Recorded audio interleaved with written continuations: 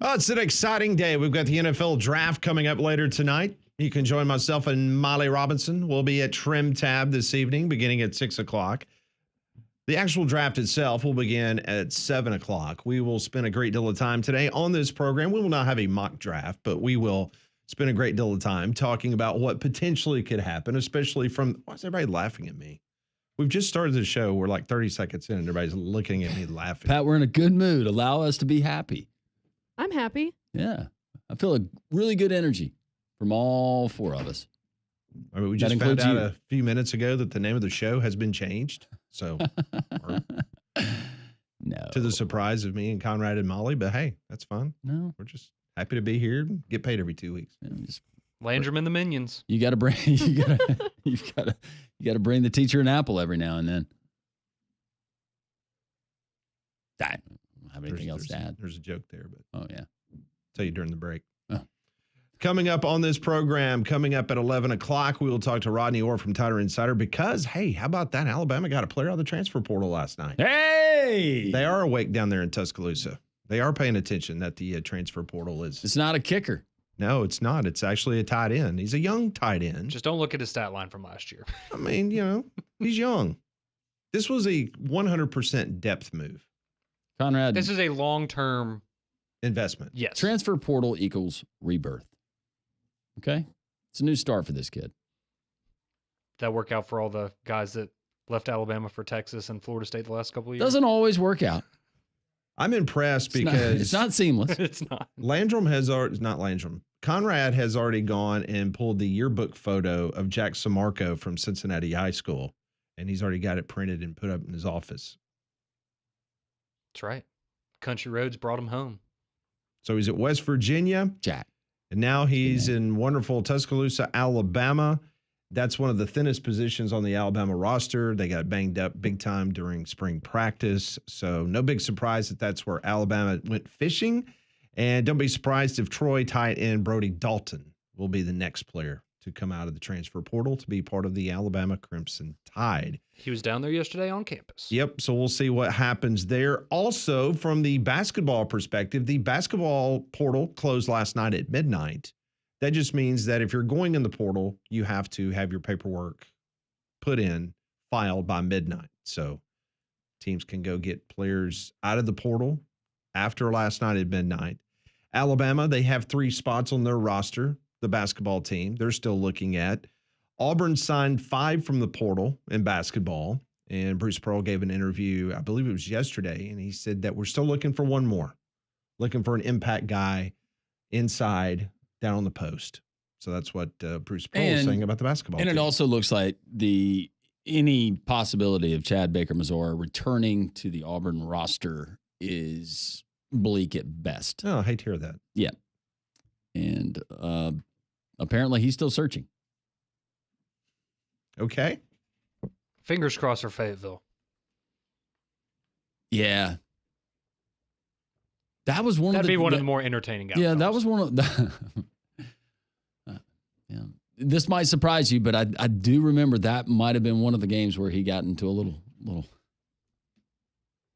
don't know, dust up, how you would call that. It's a very fiery player. I was about to say.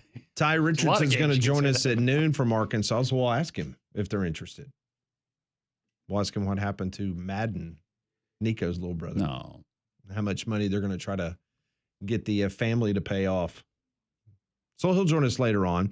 But speaking of wrapping up the transfer portal talk, what happened yesterday, Tulane cornerback transfer Rayshawn Pleasant, he committed to Auburn. He had 35 tackles and an interception and a defensive touchdown at cornerback last year for Tulane.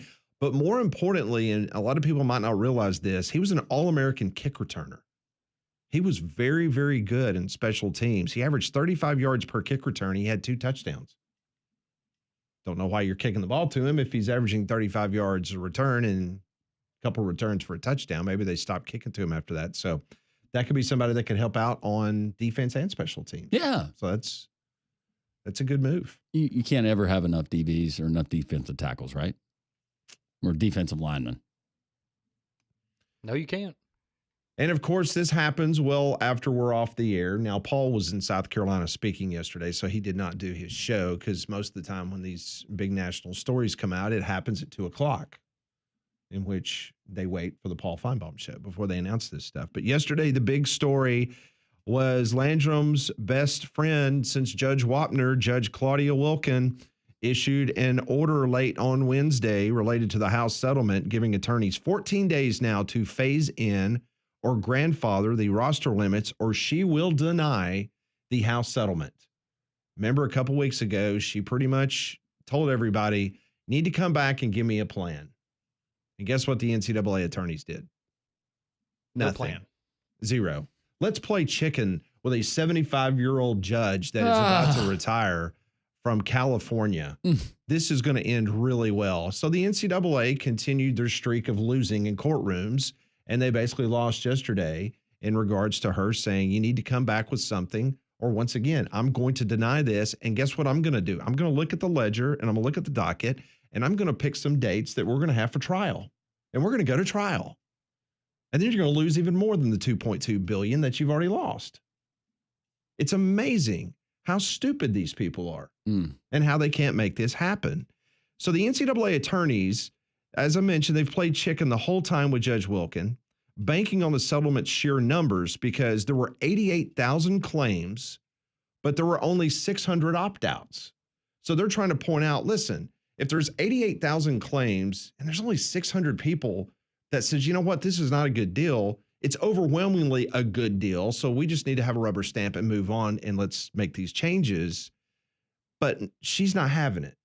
She's worried about the people that would immediately be cut from the scholarships, no matter what sport it is. And so plaintiff attorney Steve Berman, he gave a quote to the AP yesterday after this ruling came down, and he said, armed with her order, we are confident we have the leverage to get the NCAA and the conferences to fix the issue. If not, Judge Wilkin is busy setting trial dates, and if we have to try it, so be it. Yeah, this is turning into Claudia Wilkins' last stand. I mean, she's 75. I don't know what her social schedule is, but it appears that she wants one more go round. Wants to go out on a high note, right? Yeah. Go out with a bang. Why not? And it's so interesting because this decision came down as the college football playoff, all the conference commissioners and the athletic director at Notre Dame, they were coming out of their day 2 meeting there at Grapevine Falls, Texas, discussing the college football playoff. And as soon as those doors open up, you've got all the media that's there covering the CFP going, hey, do you have a quote now that Judge Wilkin is ready to blow up the House settlement? And they were just absolutely dumbfounded. They finally released a statement last night. They said, we are closely reviewing Judge Wilkin's order. Our focus continues to be securing approval of the significant agreement, which aims to create more opportunities than ever before for student athletes while fostering much needed stability and fairness in college sports. Bet that hotel bar was busy last night. You better believe it. Well, with her concern about the immediate impact that it would have with the scholarship cuts, I do feel like she's coming from a good place. I'm just frustrated that the two parties, there was not any kind of communication, and I don't know within laws if you've got a hearing that's set how all that works legally. But you mean to tell me that they went into a courtroom and they had no idea that she was going to take issue with some of these things? Give me a break. So now we follow it. And our buddy from the Sports Business Journal or wherever, he, has to leave his family, be holed up in a room for the duration of the trial. Poor Ben. I mean, think about this. It was the national championship game in San Antonio, and those folks that was covering the national championship got on a Zoom call and watched this lady for 7.5 hours.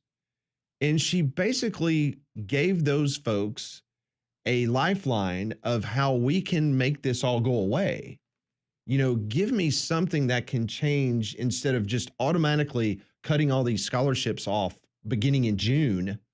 Let's kind of work this in over the next couple of years. Why not come back and say, okay, I tell you what, instead of dropping it down to 105, let's go, 10 in year 1, add another 5. It's kind of like the NCAA probation used to be, where it says, okay, you're going to lose 27 scholarships because you cheated. Right. But what we're going to do is we're going to phase this over your probation period. So it's basically going to work out. You're going to lose 5 scholarships over the next 5 years, as opposed to taking all 27. Well, these geniuses at these power conferences and their attorneys said, no, we'll just cut them all off immediately. And she goes, no, we're not doing that. I don't know why we're surprised, though, because the NCAA, through their history, especially when it comes to the enforcement side, they take their time. They're not in a hurry to do anything. It's just frustrating for, I'm sure, a lot of institutions and athletic departments that were ready to move on, kind of turn the page, and they had set whether it was budgetary, whatever, moving forward and having a plan, and now it's been stalled. So would you say right now, if you're having to lean one way or another, you think this is going to trial? You're not, because at this point, right, if they didn't have a plan ready yesterday, what's to make us believe that they're going to magically come up with one now? I have a firm belief that the smart people, and I'm referring to Greg Sankey and Tony Petitti because I'm not saying any of the other ones are smart. I think that they will make it possible that this is done pretty quickly in regards to, okay, let's phase this in. Let's get this signed off on. Just because think of all the work that has been done over the course of the last, year? Like getting to this point, because they really honestly believe that she could have approved this on April the 7th. And she didn't. And she said, this is why I'm not approving it. This is why I need you to come back to me in 2 weeks and give me a plan. And they basically said, well, we're too far along in these negotiations with the plaintiff, so we're just going to keep it the way it is. Well, when a judge tells you one way or another where she's leaning and you don't take her advice, a lot of times you get thrown in jail because it's a contempt of court. So now you have a situation where they're arrogant. The arrogance of the NCAA continues even in their dying days. I just feel bad if you're a walk-on right now because you're sitting there and you're going, so am I going to have a spot in the fall? What am I doing here? Some of the people that I know that are walk-ons at major colleges around the Southeastern Conference are absolutely been freaking out for the last 6 months. And now here we are, and they're still trying to play chicken with this lady out in California. And she's the one that's holding the cards, folks. She's driving the tank. Absolutely. I mean, Kenny Dillingham, I saw an interview with him earlier in the week where he said, I'm telling my walk-ons to get in the transfer portal because I can't guarantee you're going to have a spot here in the fall, and I want you to have the chance to make a roster somewhere. And that's just such a horrible position for him and the players to be in. So these people want to do another game of chicken with her, and then you go to trial. I mean, you're already going to be on the price of $2.8 billion. That's the back pay that they're supposed to pay these people. $2.8 billion. And this thing goes to trial. Wow. I mean, you're talking about conferences and institutions might no longer exist from an athletic standpoint, I should say, not from an actual school standpoint. A lot of holiday parties getting canceled. A lot of sports being disbanded at your favorite school because you're already going to have that anyway. Mm-hmm. With $2.8 billion. And some of the sports will surprise you because you think, well, eliminate this. Nobody really cares about it. Well, that's not one that's costing you. That's not one that it's taking a whole lot of money to fund for them to train, for them to compete.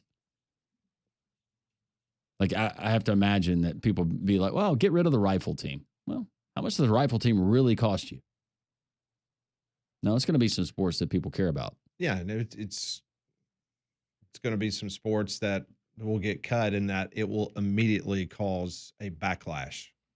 I mean, major backlash. Oh, yes.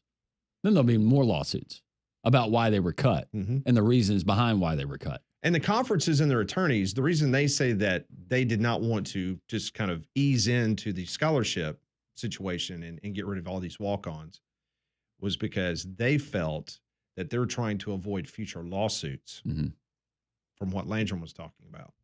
So it's a mess. It is. God bless this mess. Something else. God bless this mess. Another on a shirt at your local Buc-ee's. Yeah.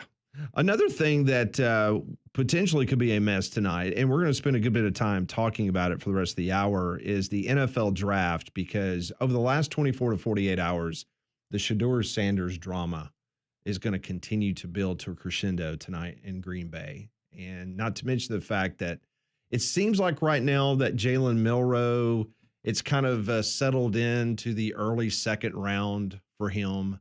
33, 34, something like that. So I think everyone's kind of given up hope that you're going to see Jalen Milroe go up on the stage tonight in Green Bay.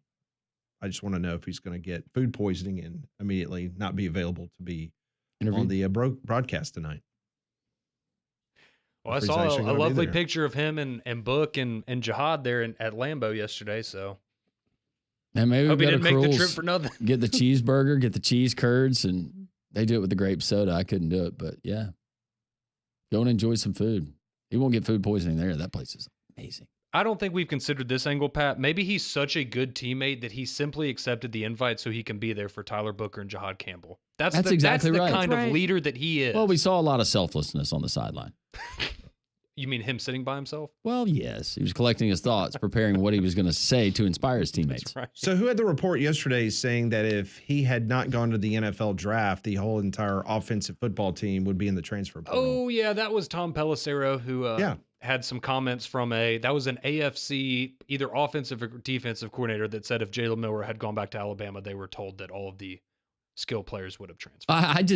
This shouldn't come as a surprise, but I just reminded myself again that Jalen Milroe would probably be taking a pay cut by going to the NFL, not playing college football. Absolutely. Well, from last year, maybe not if he had come back, but from last year, yes. So his NIL evaluation actually dropped? I could see that. Maybe a little bit. Yeah. When we come back on Three Man Front, we'll hear from his former coach. ESPN analyst Nick Saban had some interesting thoughts on Jalen Milroe's draft, where he could end up. That's next on Three Man Front.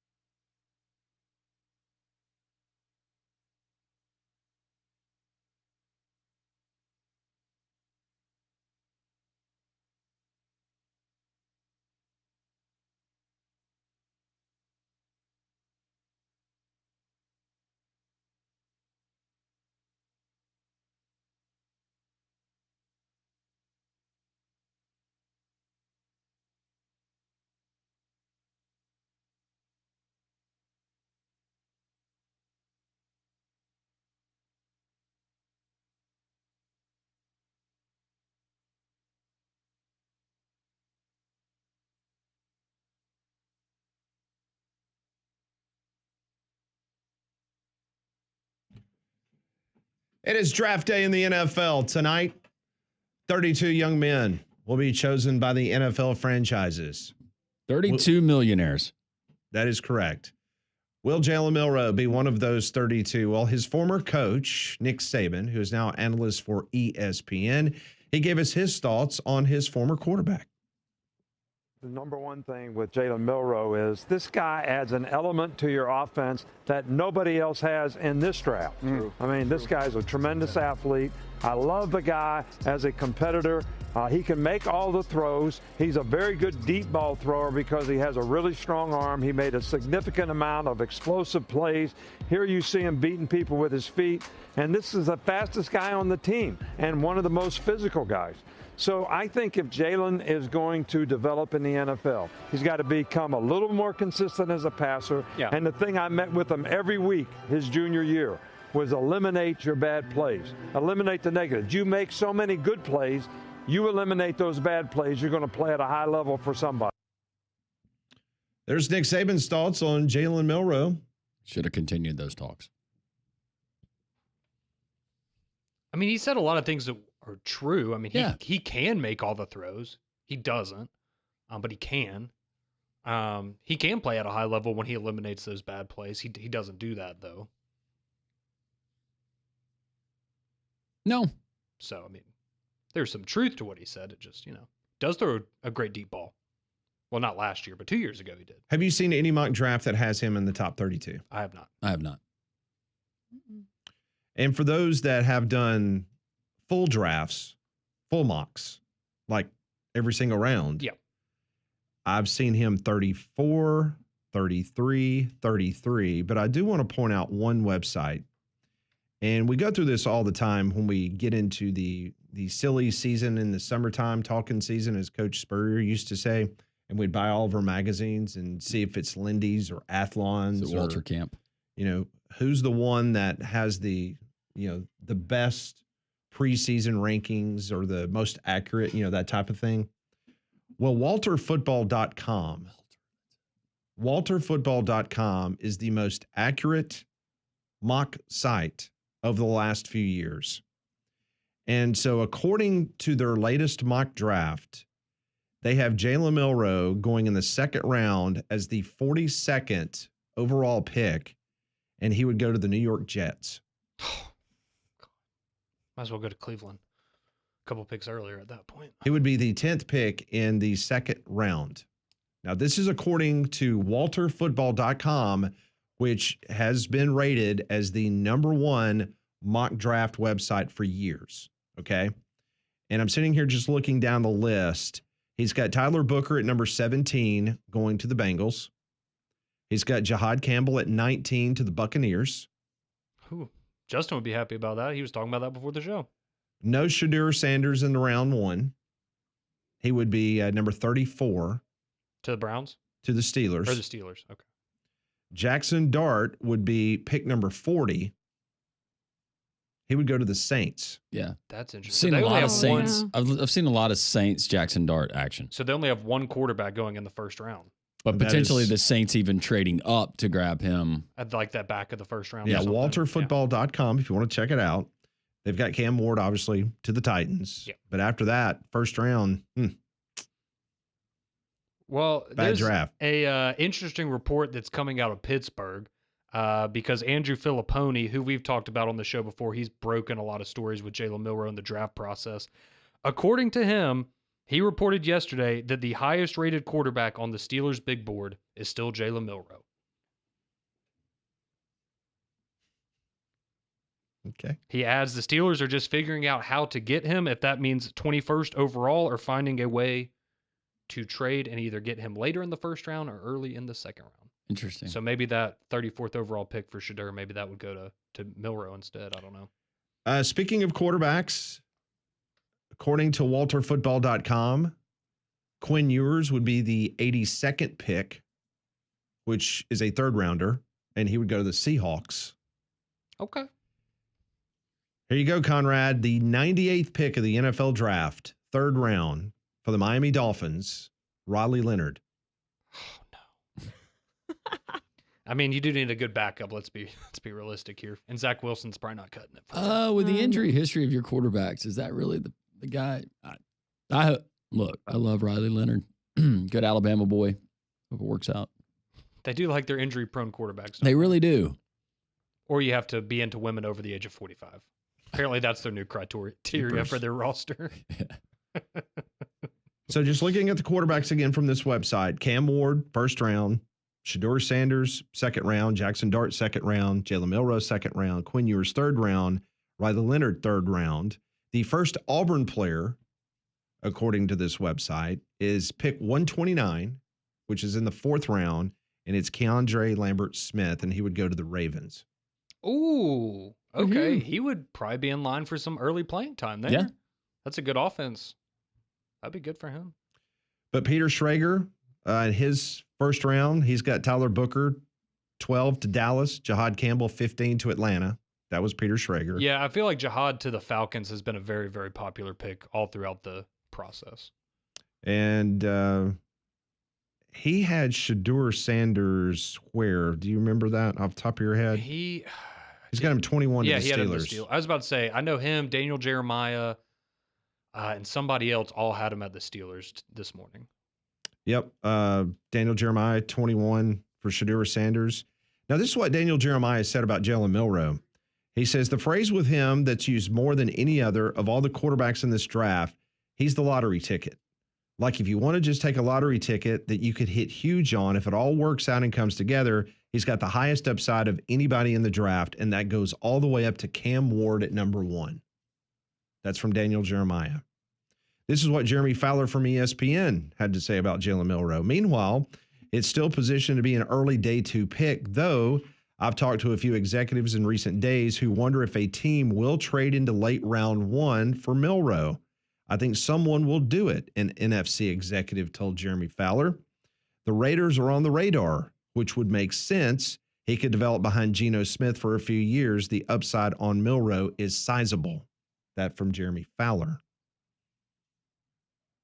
So that will be one of the main storylines that we here in the state of Alabama will be following, the Jalen Milroe saga. See if someone does trade it. But that's interesting what you said, what Pittsburgh is talking about, the number 1 quarterback on their board. Well, but what's interesting is then you hear it from some other analysts who say Pittsburgh is one of those organizations that's notorious where they don't leak out that information. They don't let anybody know who's on their board, where they're prioritized. So could be a total smokescreen. It could be a smokescreen. But ultimately, Mike Tomlin, I think they trust him. He's been there long enough.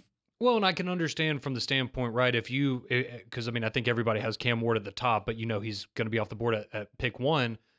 If you feel like you're rolling the dice with the other quarterbacks, that's where I could see, hey, if we're rolling the dice on somebody, why do we not go for the lottery ticket like Daniel Jeremiah is talking about? And I think that's where Jalen Milroe, if he gets a first-round selection, that's where it's going to be. It's going to be, we're not confident about any of these guys, but we know the upside for Milroe is better than these guys. All right, so I know this is tough for you to do, but you can do it for the show purpose. Take out your Alabama fandom. You got to pick a quarterback, Shedeur or Jalen. Oh, I would take Shedeur. Okay. Yeah. Thank you. I don't think anybody in the audience is probably going to debate that.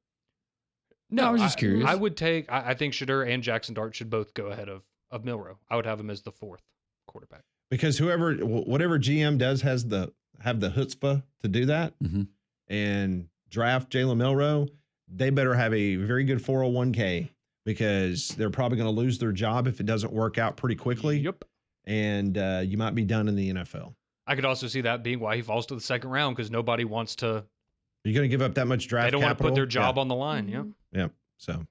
Well, spring weather in Alabama can be really unpredictable, so that's why you need the reliability of a Trane, voted America's most trusted HVAC brand. And right now, you can receive up to a 10-year warranty on parts and labor on select Trane home comfort systems. So to find out more, go and visit Trane.com. More NFL draft talk will be at Trim Tab tonight from 6 to 8. This is Jocks 94.5.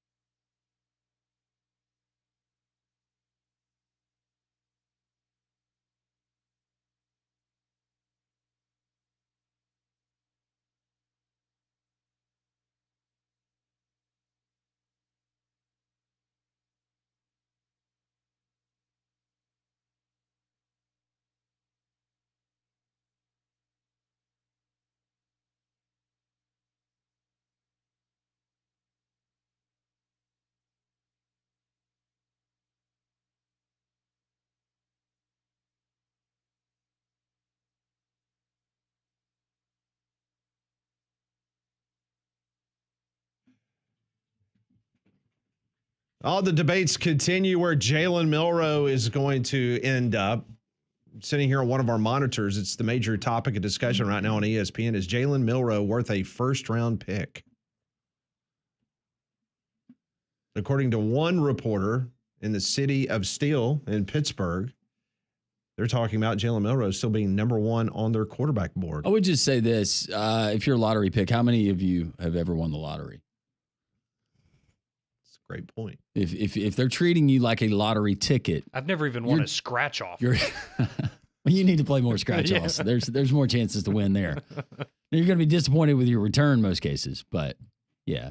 How about our friends at Second Generation Masonry? Some of these talented former college football players that will get drafted tonight, well, they're going to have plenty of disposable income. They're going to be buying homes, and they might want to update the outside of those homes. If you have a home, you want to update your outdoor living space, or you don't even have an outdoor living space right now, Second Generation Masonry is the company for you. Great Alabama-based company and just wonderful folks that you can trust. They specialize not only in residential construction, but also commercial construction as well.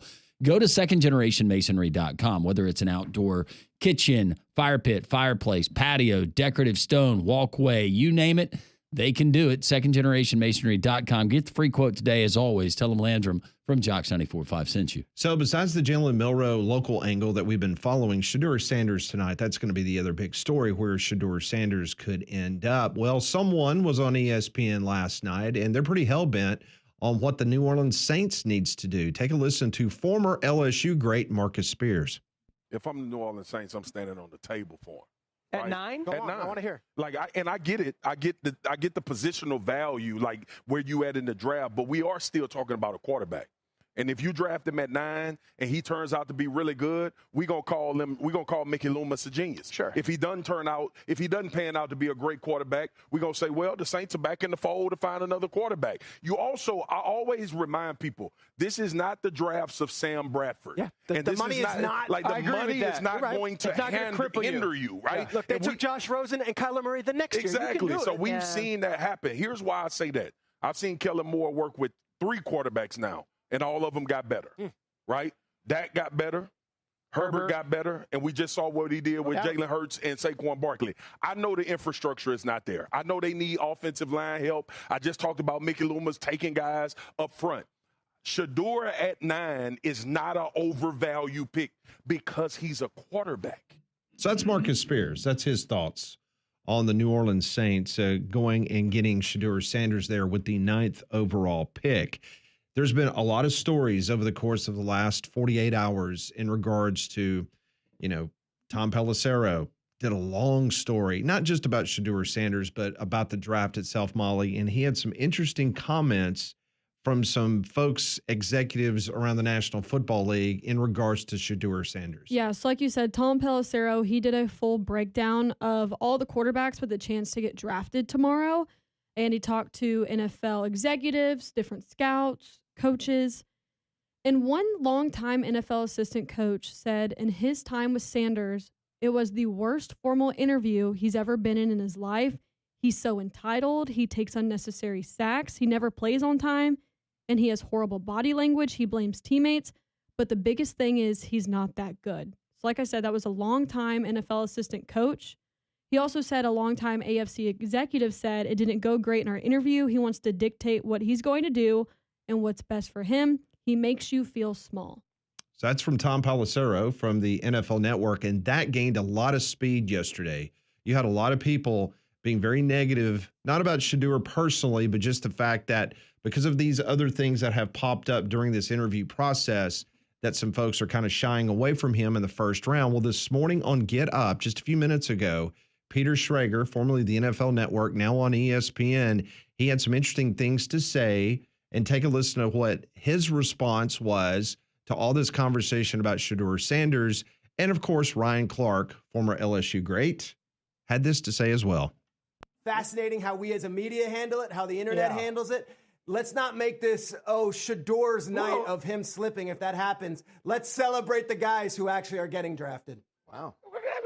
So my problem with that is this. I got a problem with that. I got a problem with that. And here is my issue with that is you're asking the media to be better on this night than the media has been leading up to this. I agree with you. This is a night I didn't get my name called. So I couldn't imagine what it would be like to be one of the first 32 picks, that I'm a first-round draft pick, that amongst my peers, I am the best of the best. That should be celebrated. But if we're going to ask the media to be better, then ask them to be better leading up to this when they aren't putting names on all of these anonymous quotes that slander this young man, that say Shedeur Sanders is entitled, that say Shedeur Sanders is a guy who doesn't take accountability, that say Shedeur Sanders is the worst interview I've ever sat on. So if we're going to ask people to be better, we got to ask people to be better daily, not on the night whether Shedeur goes early or whether Shedeur slips, that you don't ask him to give their opinion, especially if that opinion can be positive for once about a young man who's behaved professionally throughout this process. I don't think anybody's saying he's not acting professionally. I think people are raising questions when they sit down and do a one-on-one interview, and maybe they didn't take too kindly to some of his answers. No, this all sounds like it's coming from a personal standpoint. I mean, if you're Shedeur Sanders and you're seeing these things written about you, or these people are saying these things about you, first of all, you need to do a self-check. But other than that, no, it's all personality. It's not talking about his playing ability. I would just be very interested to know what team specifically said that he had a bad interview. Yeah, because I would too. And I'm not saying this is right, but if you're in Shedeur's situation, in my opinion, he probably has a couple of teams in mind that he would like to play for. And if you're not one of those teams, he's probably not going to give you the time of day in your interviews. And you don't have to like that, but it would be very interesting if, let's say it was, the Patriots or somebody that said he had a bad draft. It's like, okay, well, you're never going to take him in the first place. Yeah, he was never going to sniff a quarterback. So in the why draft, does it matter? Unless it's late round. Yeah, But I could agree. you imagine the outcry, though, if Jackson Dart is taken at 9 and Shedeur Sanders is not picked in the first round? Oh, that I don't want to. Yeah, that will be. And look, as someone who's watching the draft, media, keep doing your thing. Keep doing your thing. Don't change tonight. I need all of that drama in those storylines because those offensive tackle picks don't really do it for me. I mean, were we defending Brady Quinn when he was sitting there in the green room and we were all watching him wait his turn? Were we doing the same thing with the Will Levises of the world? There's countless examples. No, we weren't. No, so we why were are we going to enjoying act every like we minute have of to it. defend it now? Well, Ryan Clark was getting mad at Schrager because Schrager was basically saying, let's celebrate the 32 guys that potentially is going to be drafted in front of Shedeur Sanders, because there's multiple people reporting that Shedeur Sanders will not go in the first round. So let's not hold the whole first round hostage by, like they did with Will Levis a couple of years ago, and where, let's be honest, the main reason everybody was focusing on Will Levis was because of his girlfriend. It wasn't because of him. Yeah, that's a big part of it. Probably the number one part. Yeah. To be honest. Yeah. So, don't know who will be. Now, Shedeur's not there, right? He's off site. He is not there in Green Bay. So. Yeah. I wonder if Travis is, though. It's not like these guys are going to be in the breadline if they don't get taken in a certain spot. They've already been making millions of dollars. Jackson Dart had a private jet endorsement deal. Jalen Milroe, probably racked up $8 to $10 million in his time in college. Who knows what Shedeur Sanders has? Well, his dad will do the talking. I love the drama. I mean, his dad will do the talking. I mean, if he is not, he'll say this is a bunch of bull junk that my boy did not get taken in the first round, whatever the case may be. I don't see any father figures on that team. Yeah, he will not be there tonight, but Travis will be. Yeah. It would be interesting, though, Shedeur Sanders, if it is true and he carries himself that way, I think he will be knocked down several pegs once he makes an NFL roster. He gets in that locker room. That stuff will not jive with some of those guys. I'm not saying they call a code red on him, but. Well, and a comparison I saw yesterday was a lot of people brought up Baker Mayfield and how a lot of people didn't like the way that he carried himself on a football field. But then once he got into the interview process, teams were blown away because he was personable, he was funny, and he had a really high football IQ. And so even in that situation, you look at a guy that rubbed a lot of people the wrong way with how he carried himself. But then once you got into those one-on-one scenarios, it was, this is a business. I want to prove to you that I'm serious about this and I want to be a professional quarterback. And I think that kind of rubs some people the wrong way too, is that, okay, well, if Baker can do that, why can Shedeur not kind of, flip that switch and be more personable? Whether it was a team activity with us growing up or participating in or in everyday life, we have dealt with those people where we had a perception of them until they become a part of your team. Yes. And then you think back to, wow, I had no idea that they were truly who they were. It was only based on things that you had heard or things that you had seen or chosen to see.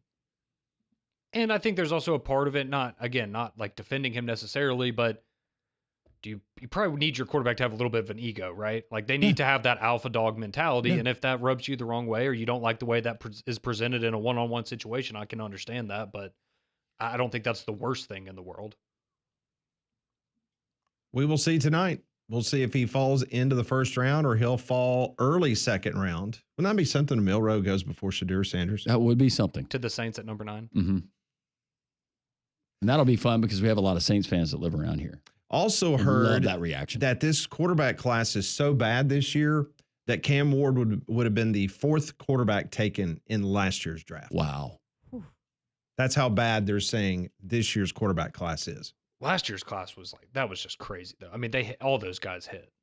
But now Cam Ward being number 1 overall would have been the 4th quarterback taken last year. It's way better than 3 years ago, the Kenny Pickett year. Way better than that year, at least. That one didn't work out for any of them. All right. More 3-man front. This is Jocks 94.5.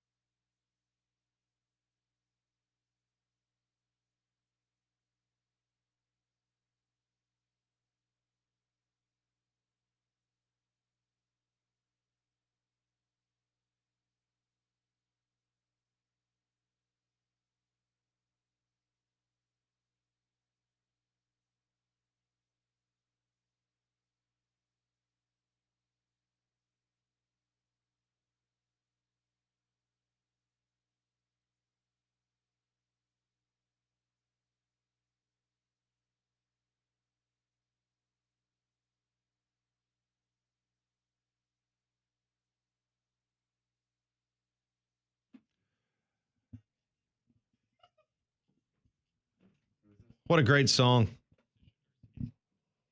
What's it called? This is Perfect Timing by the future quarterback of the Browns, Saints, Steelers, or Giants.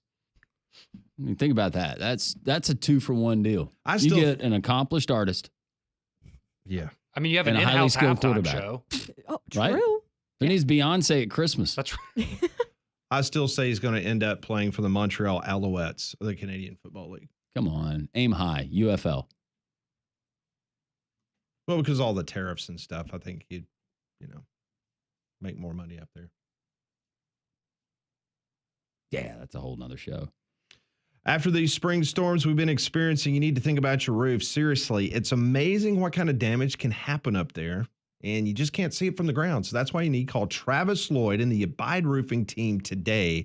The number is 205-922-7134. And right now, Travis Lloyd and his local roofing team, they are absolute pros, and they're offering something tremendous, a complete free roof inspection, no strings attached, no pressure. They just want to give you an honest look at what's going on up there and give you some options. And trust me, folks, and I'm speaking from experience, I've had some issues in the past. I called Travis. His team got on my roof, found out I had bigger problems, had to get a whole brand new roof. His team took care of me, dealt with my insurance company, and I 100% trust these guys. They're licensed, bonded, and insured. They're the real deal. Your roof protects everything that you care about. Don't wait for a leak to show that there's a bigger problem at your house. Be proactive. Call Abide Roofing today. Number again is 205-922-7134 or visit their website, abideroof.com. That's 205-922-7134, abideroof.com. Do it for your home. You won't regret it. Spending a lot of time talking about the draft. Coming up in about 10 minutes from now, we will talk to Rodney Orr from Tighter Insider, get his thoughts on the transfer portal movement that happened last night for Alabama, and also where he thinks Jalen Milroe, because that will be one of the big stories that we will follow coming up tonight. Yeah, and Rodney is so good about just the contacts that he has there within the program, and I'm sure he's gotten some feedback about maybe where the camp feels like Jalen Milroe may land potentially. But this draft is not, and maybe it'll be super exciting with storylines. Just seems like it's lacking some of the storylines that we've had in the past. I just want to have a moment like last year. Again, I mean, when we were at Trim Tab and we were doing a live show last year, and that moment when the Falcons took Michael Penix yeah. and everyone went, wait, what? Mm-hmm. And just you had that moment where it went quiet and everyone looked around and went, wait, did anyone see that happening? And I just hope we have at least one moment like that tonight, whether it's with a quarterback or someone else where you just go, man, I can't believe that. Or, maybe it's a big trade or something. Fingers crossed. Yeah. So footballscoop.com, they did a list of who was the very best of all time drafted player in the NFL. Meaning, if this player was available, and obviously I know everyone's going to think, oh, it's Tom Brady, but if you had the number one pick, who would you take? Or who was the best pick of all time in the NFL draft? Who do you think it was? Oh, man. So it's not Tom Brady. Brady is It off is the not board. Tom Brady. So is this looking at it like when they were coming out of college or just looking at their career as a whole, who would be like the number one pick ever? Who is the best player ever taken at each draft pick? Oh, okay. Oh, Gotcha. okay. So who's the best number one overall pick ever? Ever. Gotcha. Because obviously Brady was, Yeah, round Right. 6. that would be hands down. Where was I'm trying to think of who was drafted number one overall. Like, was Joe Montana the number one overall pick when he came out of college? That I can't tell you off the top of my head. He was a third round pick. All right, hang on.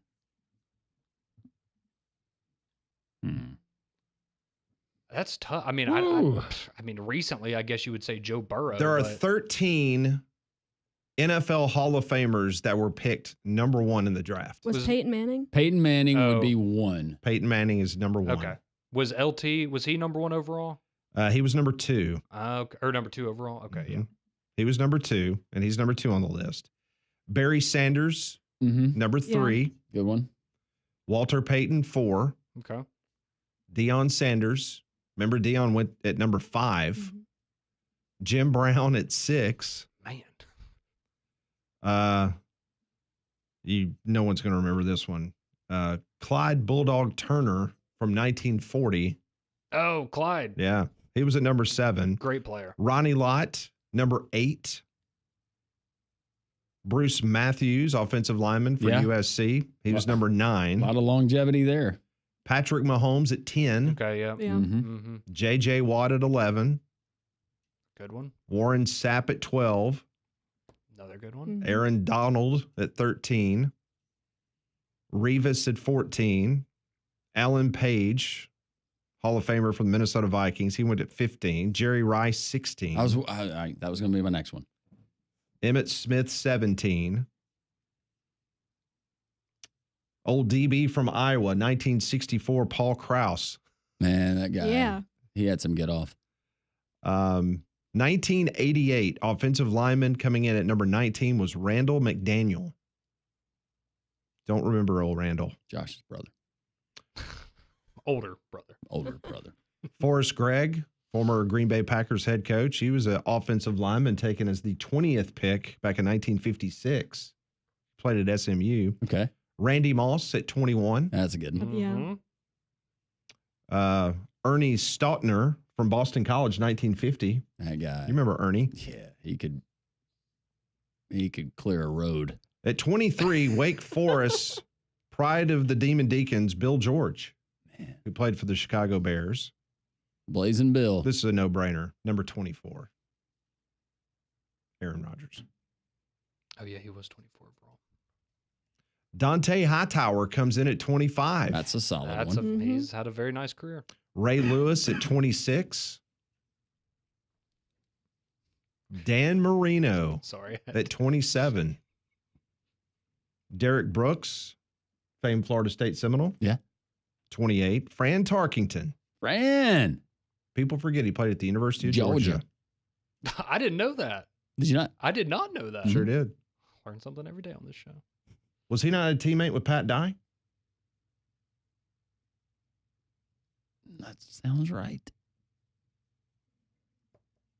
We'll roll with it. TJ Watt at 30. Damn, that's been a really good one. Curly Culp, Denver Broncos, 1968. Is 32 Lamar? Lamar Jackson, 32. Yeah, I figured that one. Brett Favre came in at 33. Just a very interesting list when you sit there and look at that. But 13 number 1 picks have gone on to make it to the National Football League Hall of Fame. Fascinating. So you're saying the odds are that Cam Ward does not end up in the Hall. Good thing he's not going to be a Packer.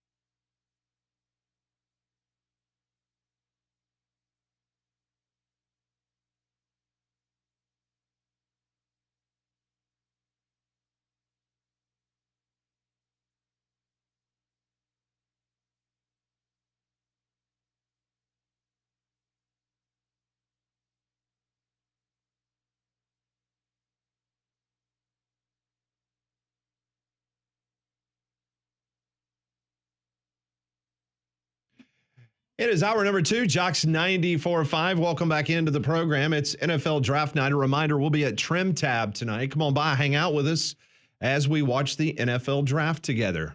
We'll be there from 6 until 8. The actual draft, the first pick, probably going to happen about 10, 15 minutes after 7 o'clock. So join us at Trim Tab coming up later tonight. How about our friends at Dobbs Ford? Right now, they've got special employee pricing to all of us. So we go and we pay what the employees pay. And they've got 90-day terms, 90 days once you purchase that car, truck, or SUV from Dobbs Ford, 90 days until your first payment. They got Alabama's largest showroom selection of Fords, whether it's the F-150, the Dobbs Edition. You want to go with the Black Diamond Edition Bronco, like I was driving around just a few months ago. The Bronco sports the Mustangs, the Explorers, the Escapes. Great pre-owned selection as well. But you're not going to find finer people on this earth to do business with, to trade with. It's our friends at Dobbs Ford. It's Joey and Rachel Goshen. They're the husband and wife managing partners of Dobbs Ford. Their son, Austin, is in the sales department, but an entire team of just wonderful people. DobbsFordBirmingham.com. That's the website. Check out the selection today. Go see and feel the difference. Dobbs Ford, Parkway East. Make sure you tell them Landrum from Jocks 94.5 sent you. Rodney Orr from Tyner Insider. He's going to be joining us momentarily as we will talk to him about the transfer portal and get his thoughts on tonight's NFL draft. He joins us now on the Higginbotham Hotline. Rodney, I hope you're doing well on this Thursday. I want to talk about the transfer portal. Alabama finally made a move last night in regards to the tight end position. Yeah, I mean, it was something we had heard actually late Sunday night, to keep an eye on Jax DeMarco at West Virginia. And he came in this week for a visit, met with the coaching staff, and then it was announced, as you said, late yesterday, that he was committing to Alabama. And again, it's a position that we talked about all along, that Alabama was kind of focusing on a tight end or two. And, right now, my understanding is at last word last night, Brody Dalton was expected in town at sometime over the night, and then staying today and making his visit, the Troy tight end who's in the portal. So, we could see Alabama with a second tight end in this portal class. Rodney, with just the turnover that we get typically with major college football rosters, whether it's the early portal, whether it's the portal we just recently had, you get a lot of turnover. For some reason, not a ton of movement for Alabama and a lot of retention by Kalen DeBoer and that staff. What can you make of that and the reasons why? Yeah, well, first of all, I mean, I just think that, the way they want to do it, that's kind of he wants to build, their recruiting.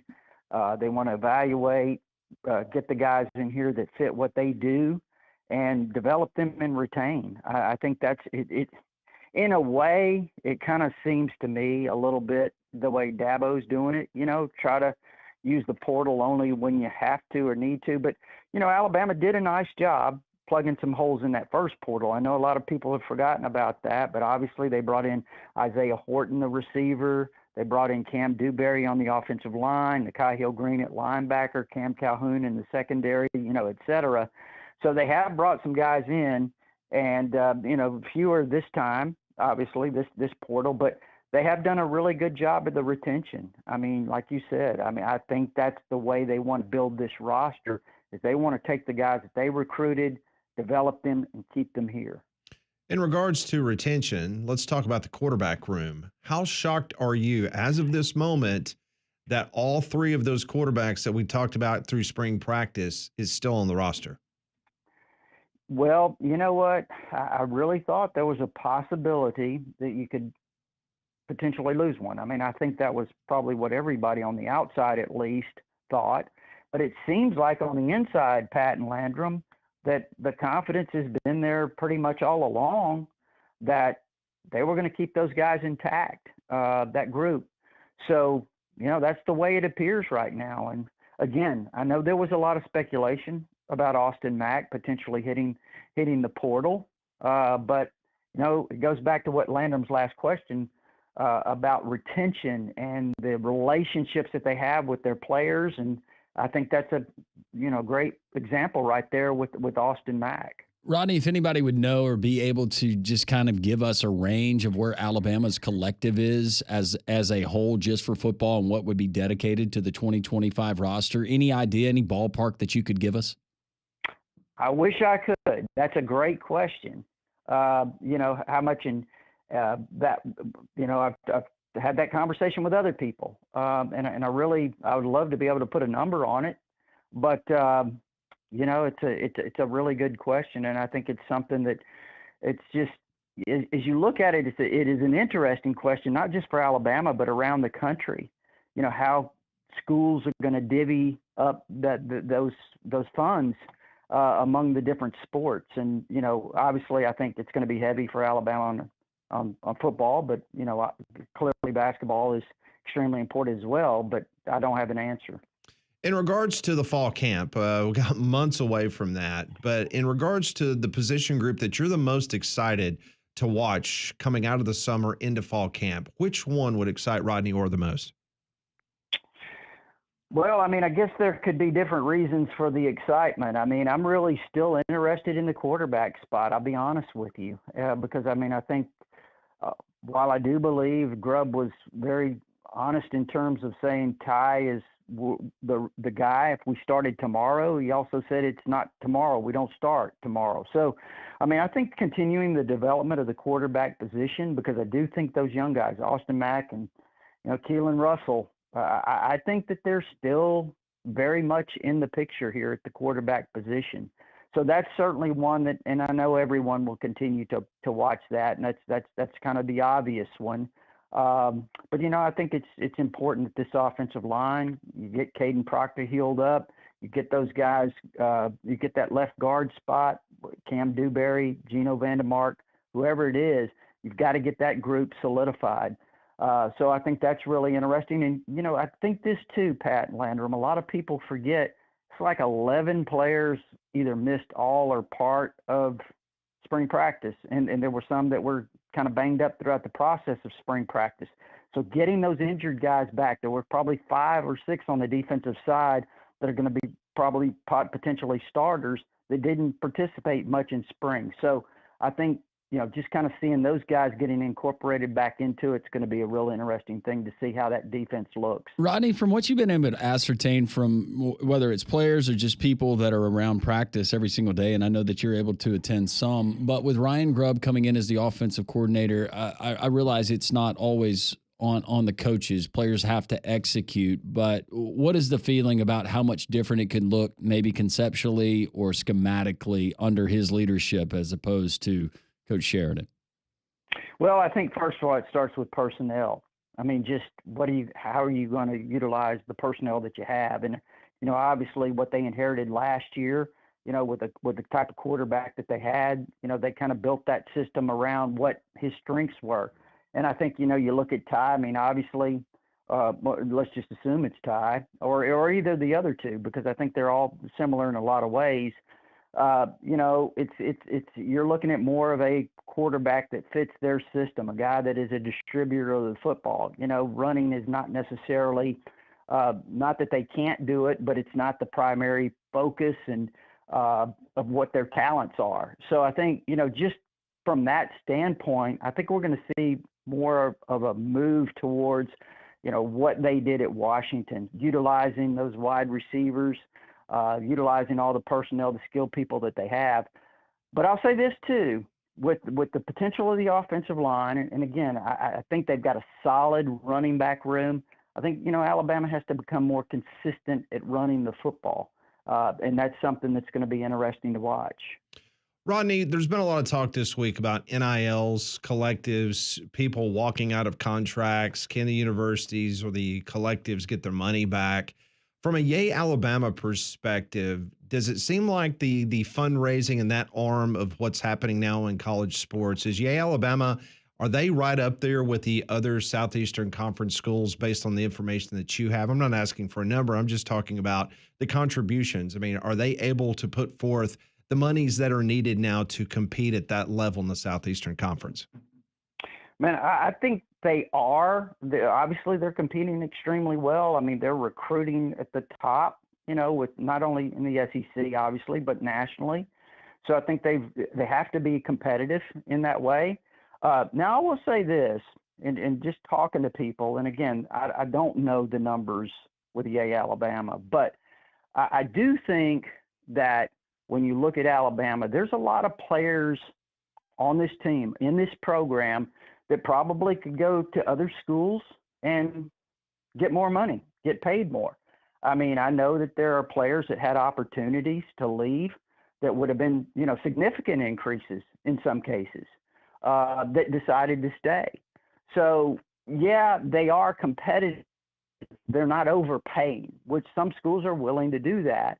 But again, yeah, it's competitive, but at the same time, it's not like they're at the top of the echelon.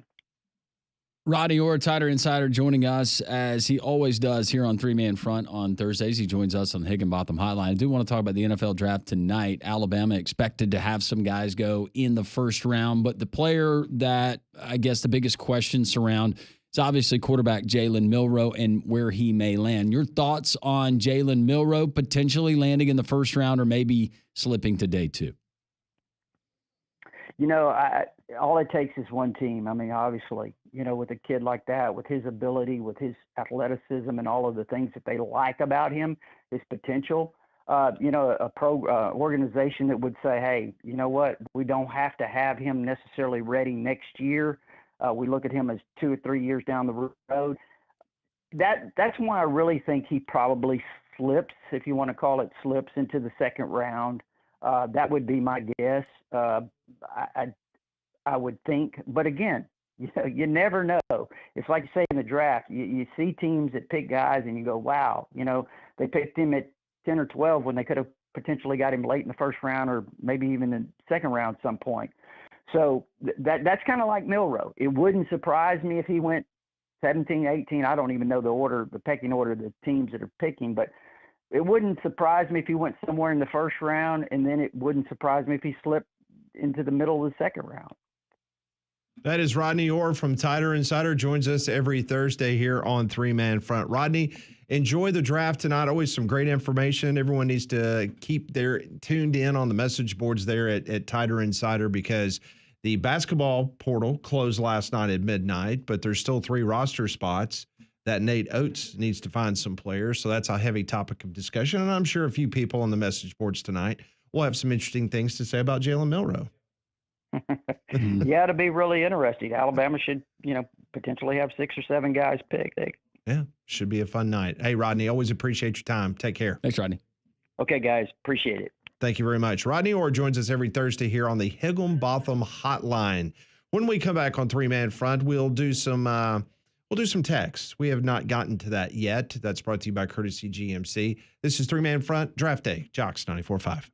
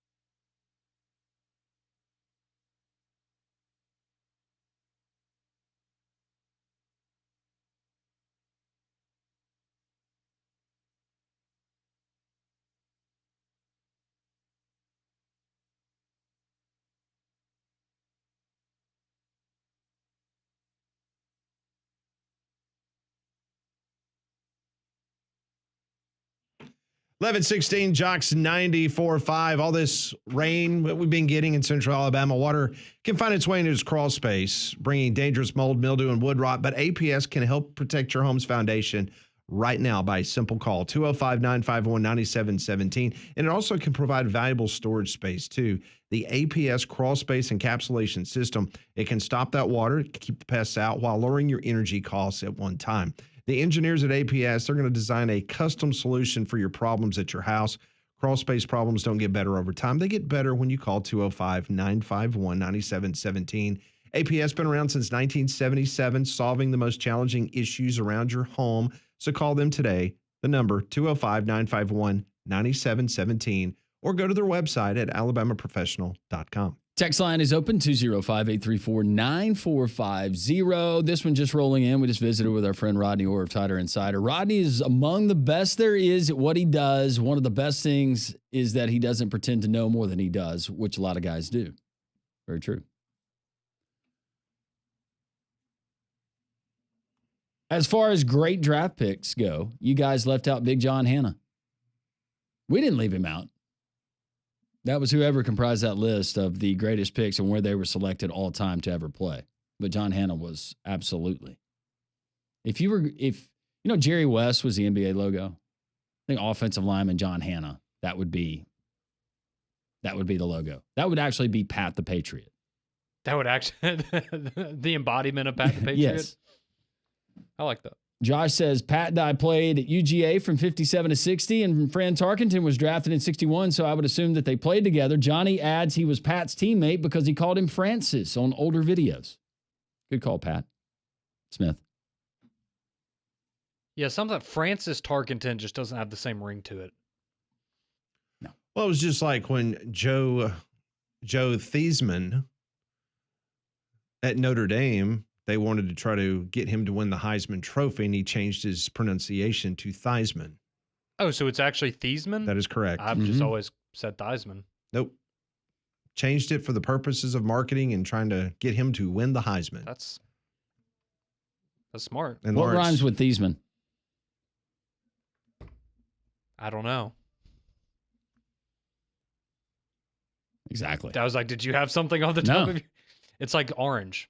There's nothing. It's nothing. I think there is one for orange, but it's door not. hinge.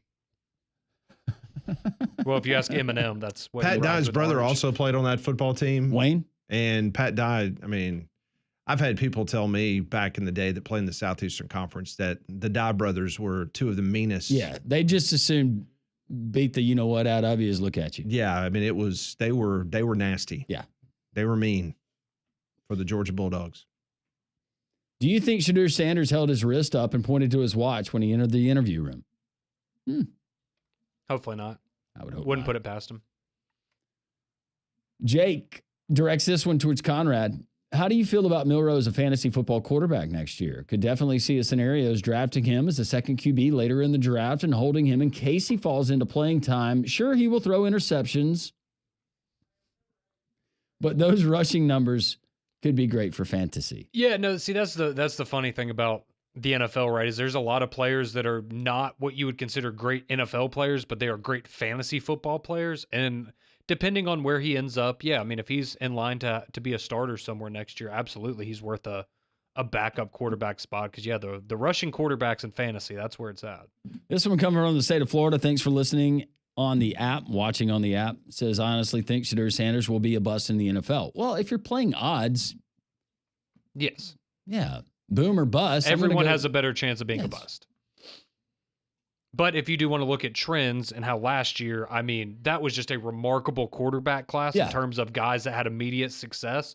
So it's reasonable where I could see some people going, well, you're due for a regression. Who has surprised you more about a guy that you didn't think would have ultimate success? One would be Justin Herbert for me.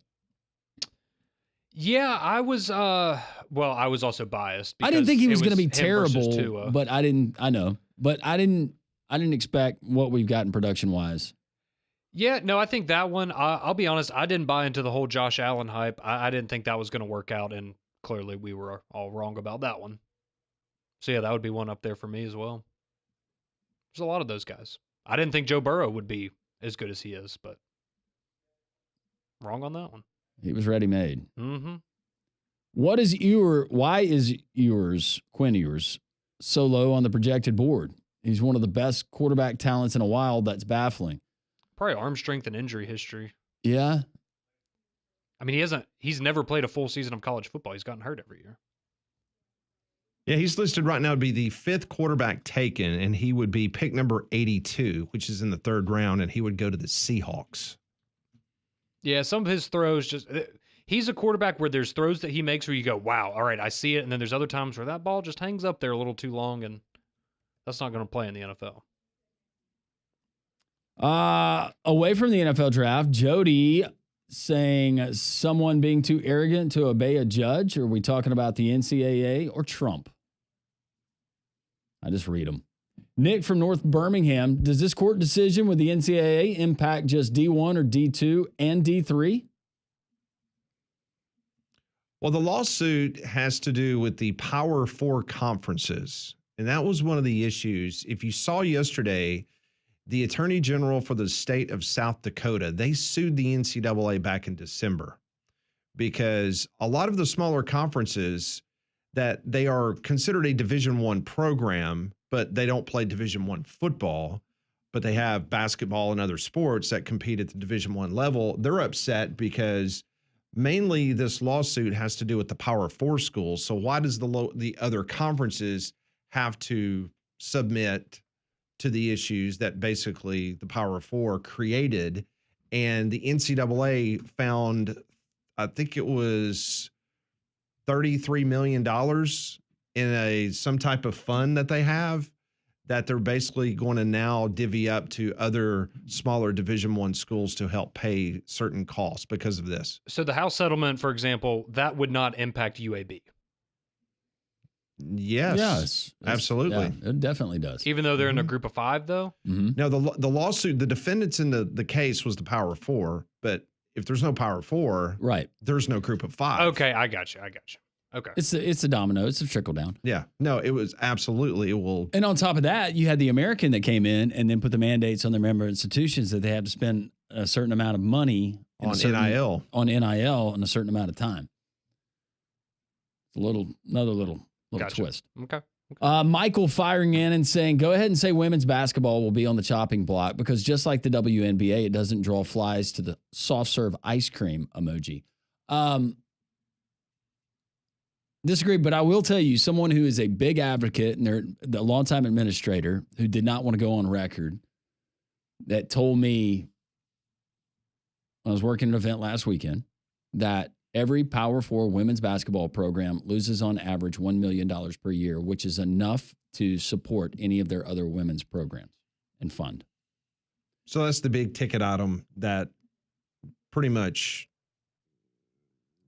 makes the rest of the funding problematic from a women's point of view. And not saying that some programs aren't successful. South Carolina women's basketball, they draw in a lot, but they pay out a lot in NIL and they pay their head coach a lot. But I've pointed it out. They operated at a $3 or $4 million deficit. Correct. LSU won the national championship in women's basketball a couple years ago, and they had a huge deficit. So, and in some of these cases, it might be we can keep women's basketball, but we can't pay what we've been paying to the NIL, and we certainly can't pay you the amount of money that you're worth to coach our basketball team.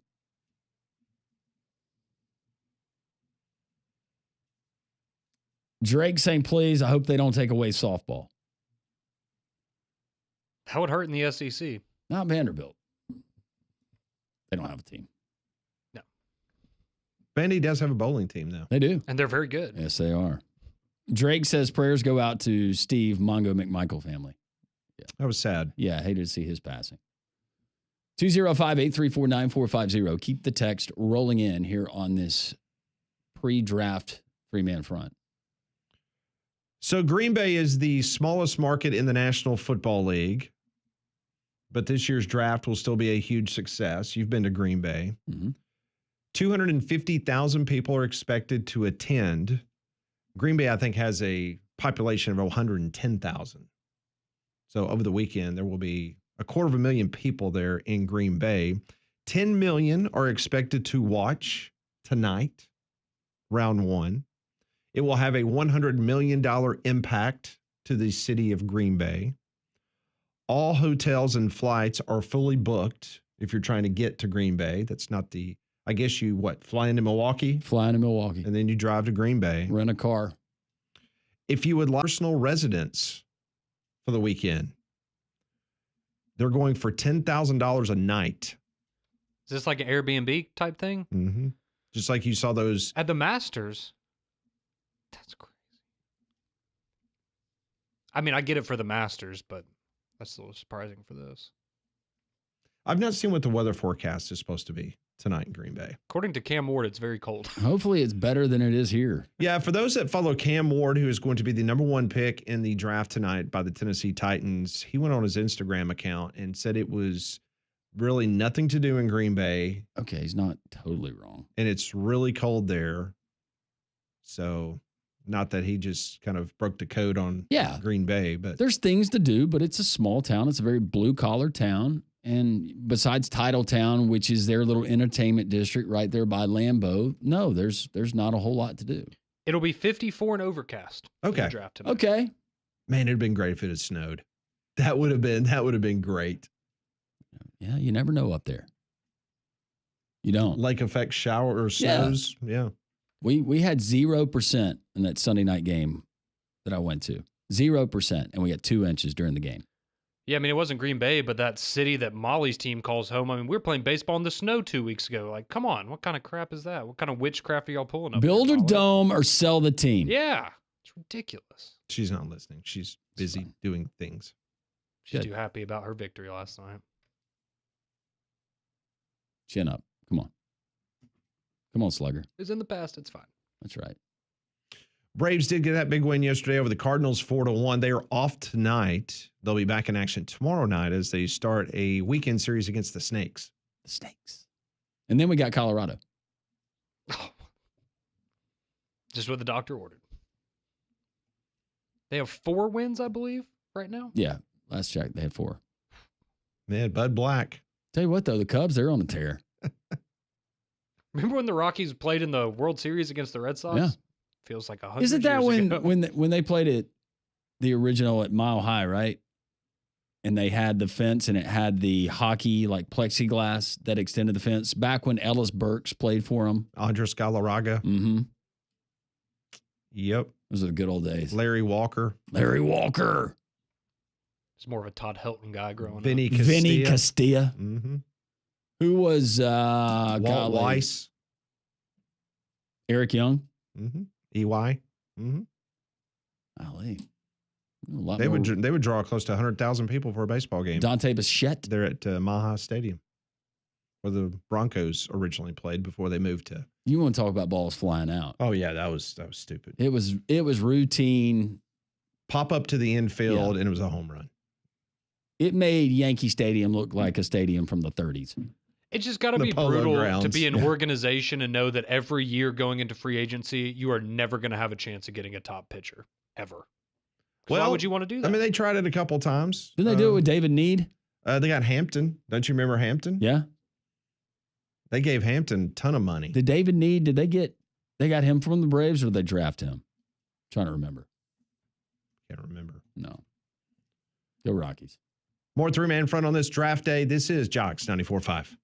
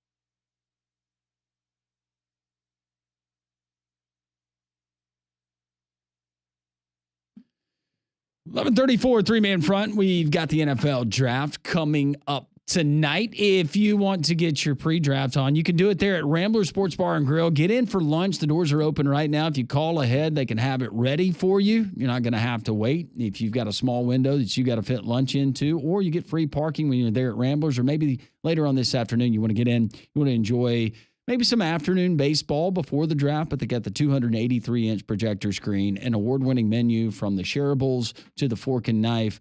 Some great handhelds as well, like the smash burger, the chicken sandwich. You got to check it out. It is Rambler Sports Bar and Grill, 1630 2nd Avenue South. Open all the way through Sunday night. You can watch the draft. You can watch the Stallions if you can't make it to Protective Stadium on Friday. You can do that as well. Rambler Sports Bar and Grill, 1630 2nd Avenue South, near Railroad Park. So I want to take you back to the 1981 NFL Draft. It was held in downtown New York at the Sheraton Hotel in beautiful New York City. George Rogers was the overall number one pick. He had won the Heisman Trophy from the University of South Carolina. A lot of people can't remember that, but yes, someone from South Carolina won the Heisman Trophy. South Carolina was an independent. They were not part of a conference. So they were not part of the ACC. They weren't part of the SEC yet. They were part of the old Metro Conference back in the old days, back for basketball purposes. But the running back from South Carolina won the Heisman Trophy. Then coming in with the second overall pick was the New York Giants. And they took a linebacker from North Carolina by the name of Lawrence Taylor. The draft back then was a lot different. You didn't have a lot of players showing up in person at the draft. Matter of fact, when the draft was first broadcast on ESPN, Pete Rozelle was quoted as saying, "Why would anybody want to watch the NFL draft?" ESPN was like, "Hey, we want to broadcast it." Pete Rozelle's like, "Why? Really? You want to watch a bunch of general managers and a bunch of NFL owners like have a meeting? That's okay. Sure, why not?" And look at it today. Well, Lawrence Taylor at an event for the NFL draft, listen to these questions that he was asked about that infamous night back in 1981. Take us back to your draft day. What do you remember from the day that you were drafted? Donald, I don't remember too much. I had 41 Coors Lights, so I couldn't tell you. You remember 41? Yeah, I remember 41. You remember 41, but you don't remember what happened? I don't really remember what happened. I just know it was an exciting time, but it wasn't like this. You know, it was old school, and I wasn't in New York or anything. I just caught it on TV like everybody else. So, did you get a phone call? Did you have your family around you? Did you get a phone call? You had your family around you? I had my drinking buddies with me. I wonder what the interview process was like with LT. I'm just at 41. 41. I mean, not that you're getting into Andre the Giant numbers as far as consuming beers in one sitting, but 41 beers? I mean, I think I probably topped out at like 20. 41? Now is not the time for confession. That was in the past. That was over a weekend. Did you have your family and everybody around you for the big night? No, I had my drinking buddies. I'll be honest, I don't remember. 41. But he remembered that. Whew. He remembered it when he was like, "What is that bill? Oh, wow. I drank 41 of those." Did he ever do commercials for them or something? That just seems like that would have been a perfect partnership, right? I don't think Coors Light. I think at one time he did. Was he Miller Lite? Miller Lite. I think so. Interesting. That old, yeah. Tastes great, less filling campaign. Yeah, John Madden, that was a part of that. So let's see how good Conrad is in his Alabama fandom. Oh, Lord. All right. What are we doing? I've never questioned his Alabama fandom. 1981 draft. An Alabama player was taken 5th. So you had a player going in the top 5. 44 years ago? Can you give me a offense or defense? Defense. I'll say Derek Thomas was that. Here, I'll give you the first 4. Okay. That's not going to help, but okay, yeah, that'll help. That'll help. Sure. George Rogers, South Carolina. I met him on a deep sea fishing trip. Lawrence Taylor, North Carolina. Freeman McNeil, running back from UCLA. He went to the Jets. At number 4 to the Seattle Seahawks was Kenny Easley. He was a strong safety from UCLA. So UCLA had players at number 3 and number 4, and Alabama had a player come in at number 5. Is this somebody that I should absolutely know who it is? I mean, I'm sorry. I just have never reviewed the tape I of will- that I will 1981 say NFL draft. Probably not. Okay. Who is it? EJ Jr., linebacker. Wouldn't have guessed that one in a million years. Saw EJ play in St. Louis. He played for the St. Louis Cardinals. This is going to be great. Oh, really? Sure did. Okay. Can I ask him another one? Another player from the state of Alabama went in the first round of that particular draft. He played running back at Auburn. Bo. And he also played. No. It was 81. He also played for the Birmingham Stallions. That. Well, Conrad just doesn't know his football. I'm sorry. I thought you might get this one. I'm sorry. I don't know who's drafted. I wasn't trying to set you up to not get it right. born. I just thought this would be maybe a name that you would recognize. He more being here from the state. also owned a bunch of car wash. Was that Cribbs? You're right. Yeah. Sorry. Yeah. Yep, you're right. It was Joe Cribbs that had the car wash. With the car washes? Okay. James Brooks. Sorry. I'll go back down the history of NFL drafts after the show, and I'll be better tomorrow. You know, I was thinking of Cribbs the whole time. Brooks did not play for the Stallions. Cribbs did. Okay. Brooks had a great NFL career. He played for a long time. How about South Carolina had Willie Scott, the tight end that went 14th after George Rogers went number 1. Gamecocks were for real back then in the early 80s. That collective was strong. But just go back to Lawrence Taylor. Just seeing him with all of his buddies, you know, drinking buddies and getting a phone call from the Giants, Bill Parcells. Hey. Wonder if one of his buddies had to answer the phone for him. Yeah, this is LT. All right, we're super excited. Thank you. He probably didn't even remember what team drafted him. See if you can wake him up. 41. He did say Coors Light though. He didn't go banquet beer, right? No, he said Coors Light. He said 41 Coors Light. Here, let's listen to it again. This is what LT said on his famous night when he was drafted number 2 overall in 1981. Take us back to your draft day. What do you remember from the day that you were drafted? Donna, I don't remember too much. I had 41 Coors Lights, so I couldn't tell you. You remember 41? Yeah, I remember 41. You remember 41, but you don't remember what happened. Don't really remember what happened. I just know it was an exciting time, but it wasn't like this. You know, it was old school, and I mean, I wasn't in New York or anything. I just caught it on TV like everybody else. So, Did you get a phone call? Did you have your family around you? Did you get a phone call? You had your family around you? I had my drinking buddies with me.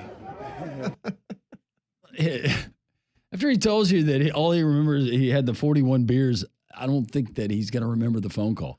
Well, I mean, think about it like this. Let's say, you know, maybe he didn't get a lot of sleep because he was excited about the next day. But let's say, I mean, you get 8 hours of sleep, so you're up for 16 hours, 41 beers. I mean, you're putting down 2.5 beers an hour all day for the entire day. And think about this, like what they have to do now, because no matter where you are, whether you're at the draft or you're at your home, that team wants you in the building like the next day. Oh, yeah. I mean, you're doing media events. Yep. You're probably signing your contract. You know, there's this whole thing that happens the very next day. Could you imagine the Giants trying to get Lawrence Taylor? But if you knew that you were going to get the production out of him, get here when you can, big fella. Yep. That's all you would say. Hey, we got a big old barrel full of ice cold Coors Light. I was about to say, hey, if you can pound 41 beers on draft night and become the best defensive player in the history of the league, it's not bad. No, That is not bad. and LT had some other demons that he had to deal with. Well, heck of a player though. Heck of a player. What movie did he make the cameo in? I know it was a few, but was it? I can't remember. No, he was so good. All right, Rob Pate. He knows a little bit about the NFL draft. We'll talk Auburn, portal, basketball, football, that good stuff. He's next.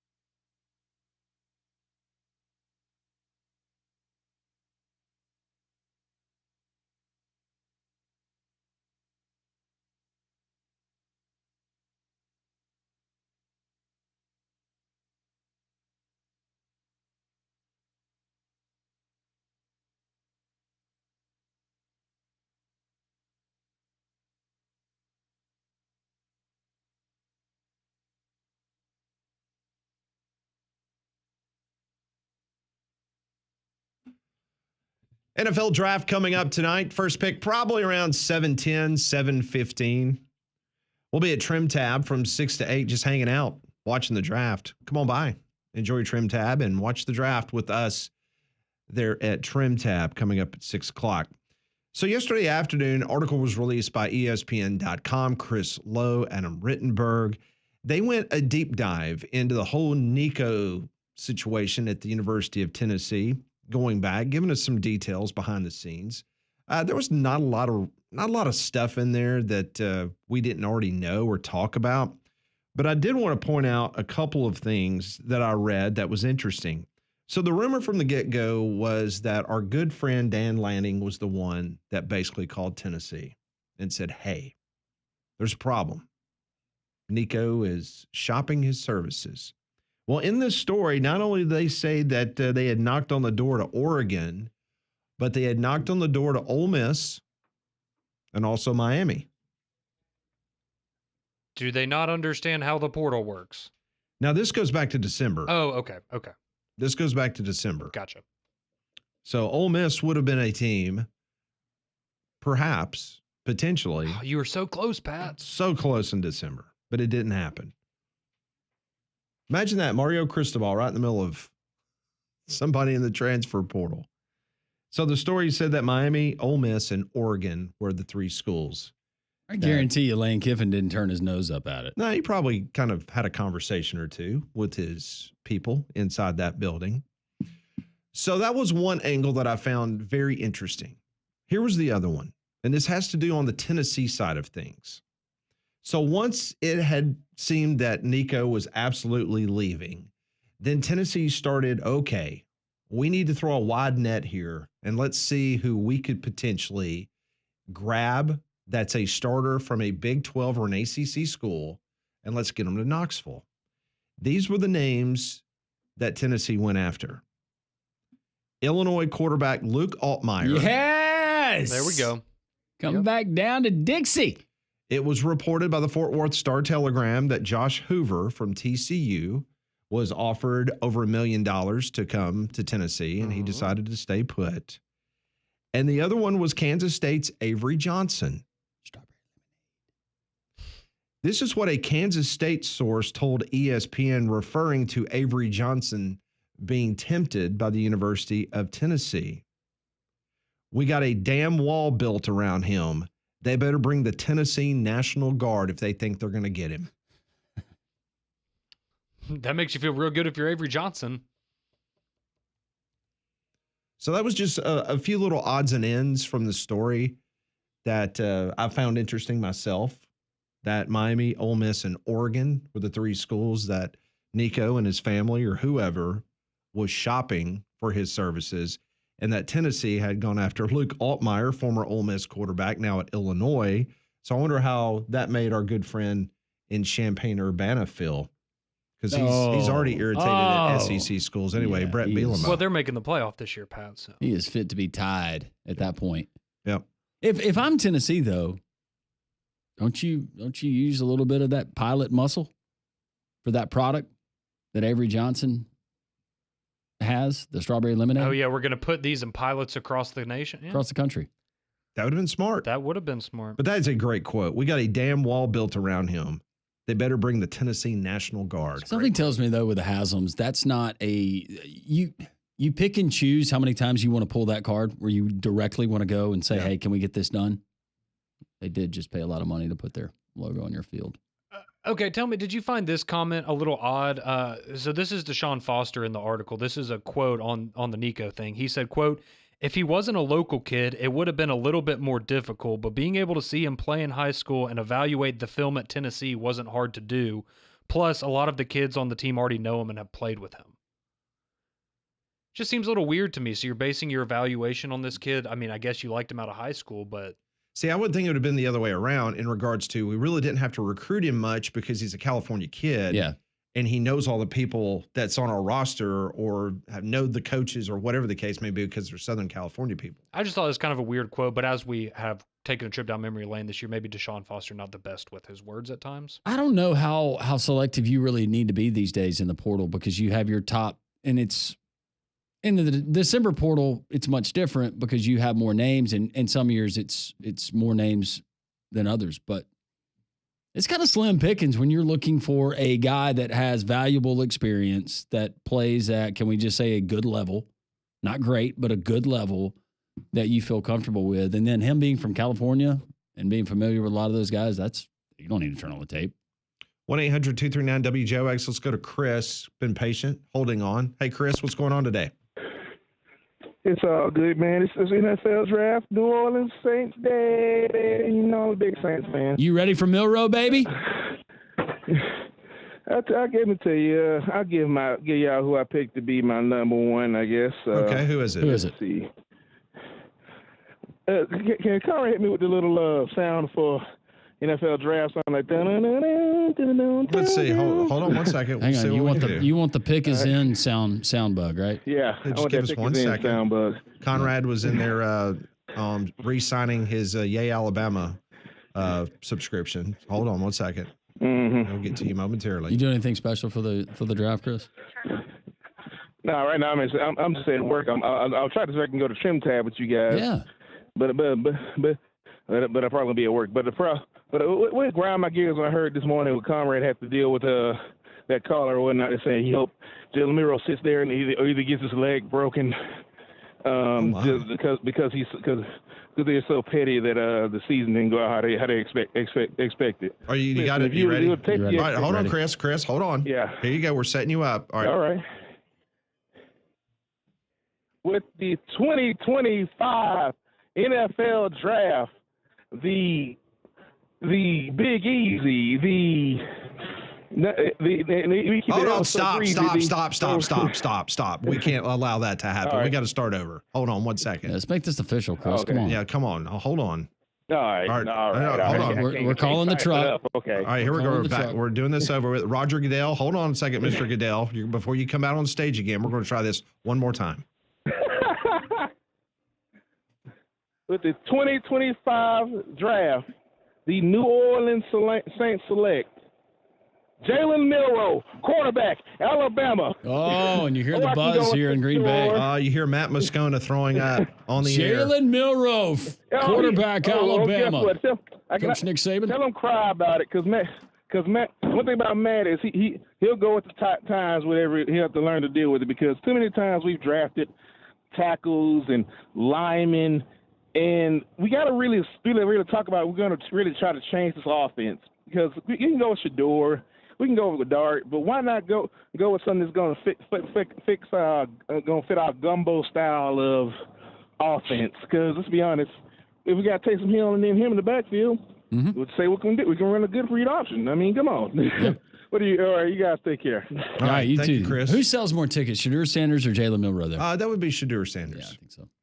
Yes. I think the jersey sales would absolutely be sold out immediately. I have some NFL draft fun facts, and Chris would want to listen. One pertains to his New Orleans Saints. That's also why I wouldn't rule out if you're the New York Giants. I understand, but just imagine from a media standpoint and a fanfare standpoint, if you're in New York and you have Shedeur Sanders as your quarterback, talk about putting some butts in some seats. I thought you were going jerseys. Milroe. Sorry. No, Shedeur. I don't know if you can roll those dice. No. Or die. But according to one of the mock drafts Pat shared with us, you could have both of them in New York, because they had the Jets taking Milroe in one of the mock drafts. So what if you had that city's not big Milroe enough. at the Jets and Shedeur with the Giants? City's not big enough. MetLife's not big enough for the two of them. Can't hold them both. That'd be something. I don't know who would be more distraught, which fan base. That's what I love. I love the reaction that you get from the fans that are watching in their stadiums via their jumbotrons. Or when you have the fans there on site and they just let out the loud groan when the pick is announced. So I just saw Todd McShay's mock draft. Oh, where he has, yeah.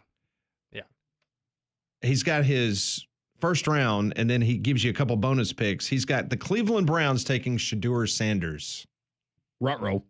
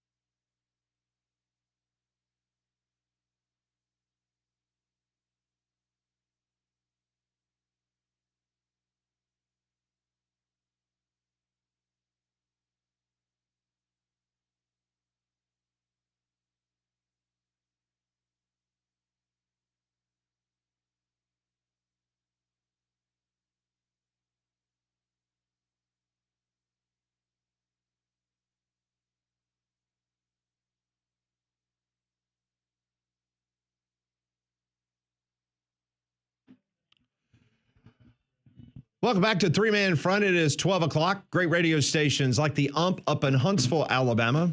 Here in Central Alabama, Jocks 94.5 in the capital city of Montgomery, listening to us on Jocks 740. Thank you so much for making us a part of your draft day. I was just looking at LT. I was asking what movie was he in. How about this? He's been in a bunch, right? Yeah, The Waterboy, Any Given Sunday, Shaft. He's got several TV credits. Also, Storm Cell. I don't remember that when he played Mayor Donovan. When in Rome. Yeah, and there's several more. But yeah, he's been in a good bit. Movies. I was thinking something about Mary, but he was not in that one. That would be Brett Favre. I know it was Brett Favre, but I was thinking there was another NFL cameo. Yeah. Favre. Well, it's the final days of the Diamonds Direct annual sale, so this is your last chance to get an extra 20% off on already re-owned prices. Plus, if you book an appointment, you'll get an additional $100 off your purchase. But hurry, because these savings will end soon. And this weekend only, they're open Sunday to give you an extra day to shop their expanded selection of engagement ring settings, his and her wedding bands, and must-have fine jewelry, and so much more. So like I said, time is running out. 20% off store-wide savings. So go and visit diamondsdirect.com for more details. So Alabama football got someone out of the transfer portal yesterday. 6'5", 238-pound West Virginia tight end Jack Samarco committed to Alabama. May not be done in the transfer portal. It appears that Brody Dalton, who is a tight end from Troy, is visiting Alabama. So he could be another individual that could end up at the capstone. Meanwhile, Auburn got a commitment yesterday from a cornerback transfer from Tulane, Rayshawn Pleasant. He is committed to Auburn. He had 35 tackles, an interception, and a defensive touchdown at cornerback. Pleasant was also an All-American kick returner, averaging 35 yards per kick, and he had 2 touchdowns returned. So the transfer portal never disappoints. Joining us now on the Higginbotham Hotline, never disappoints when we get an opportunity to catch up with Ty Richardson, ESPN Radio there in the wonderful state of Arkansas, joins us here on Three Man Front. Ty, you got some golf planned this afternoon? What's happening? Man, I am on my way to the airport to head to Nashville, Tennessee. There is supposed to be a golf outing for the groomsmen tomorrow, but it doesn't look like weather's going to cooperate with the fellas. Oh, well, that's terrible news. I hate to hear that. Yeah, it's been really soupy and really nasty here all week. So, but the main reason we wanted to talk to you is because there's been a lot of conversation going on. Not only we want to talk a little basketball with you with Coach Cal's roster, but let's start with what happened with Madden and the Nico family in regards to the NIL situation. Did you guys see this coming in regards to Madden looking elsewhere, or just kind of take us through the timeline of what took place?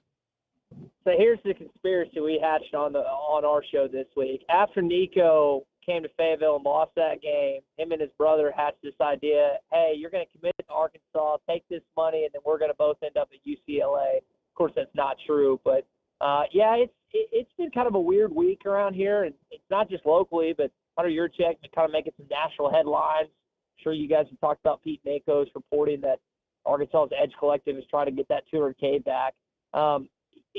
If you look down the road, maybe it's a good thing that you're not having to deal with this for a kid that was probably not going to play here much at all. I think a lot of people are higher on Alabama's own KJ Jackson, who has a cannon, and I think Bobby Petrino's been very complimentary of him over the years. The last season and a half, basically. So it's just a weird deal, but it's happening elsewhere. I'm sure y'all talked about Chad Baker-Mazara and that story that came out from Jeff Goodman. So it's not just in Arkansas. All right, you just brought it up, Chad Baker-Mazara. What does that look like as far as the potential landing spot? Is Arkansas in the mix? So good question, Landrum. Our recruiting guy put out this week that he's been told that Arkansas is not pursuing Chad Baker-Mazara. Now, things are subject to change, but I mean, if this guy's seeking at least like 1.5 or 2 million, I don't know if he's worth that. He's been a part of some really good Auburn teams, and he can play in the best conference in college basketball now. But it seems like Arkansas is not in pursuit of the former Auburn wing and guard. Ty Richardson joins us from ESPN Radio in Arkansas. I want to go back to the whole collective thing. I know you and I were communicating at the early part of the week about some of the numbers What were you hearing in regards to what Nico's little brother was being paid at Arkansas? It was kind of in the ballpark of like that 400,000 to 600,000 range, and evidently, I think I don't know if I want to call it a signing bonus. Like he's already been like paid like $100,000, but the buyout portion of his clause. This is like a combination of the front office sports story, NACO's reporting on three, and just some text and some whispers that we've gotten before and kind of during today's show. Guys, that's kind of the going rate of a 4-star quarterback, and 5-stars are evidently making over $1 million. Bryce Underwood, the kid that was committed to LSU, that ended up to Michigan thanks to Dave Portnoy, he's making just an insane amount of money. Plus, Nico was making an absurd amount of money at Tennessee. So I think I don't know. They just signed that Florida State kid today. I think his name Trevor something if I remember right, but I don't know what he said to make. Yeah, I think that's right, Lander. But I don't know what he said to make. But guys, that's a lot of money that was just lost over the course of a couple months here in Fayetteville. And if I can remember correctly, it was either something that I'm trying to remember who said it, whether it was Sam Pittman or it was Juracek, but the Arkansas collective compared to some of the other SEC schools pertaining to football, we know that their basketball collective is very healthy. What does that look like according to people that you talk to, Ty, in comparison to the reports of $20 million plus being appropriated for the likes of Auburn, Alabama, and others? Whew, it's not that. I mean, it's kind of like their recruiting class, Lander. Like Arkansas typically gets the top 25 recruiting class every year. You look up with Alabama or with Oklahoma and Texas in the league, it's like 12. I mean, like amongst college football, top 25 is pretty good. But when you play in this conference, when 7 or 8 of the top 10 classes are from the SEC, or it seems like it, that's not gonna cut it. There's a reason you're gonna go about 500 in this league because you don't have the talent to stack up. And yeah, they have, like, compared to other college football schools, they're doing pretty well, but it's just not SEC. Now basketball is a different story. I don't know if those rumors about Kentucky spending $20 million on the basketball roster are true or not. But Arkansas is one of the top dogs, like top 10 in basketball spending, because they feel like they have a Hall of Fame coach and it's worth the money. I just don't know if they feel that same way in football. Plus it takes more money to pay for a football roster. You guys know that. So it's a culmination of a bunch of things.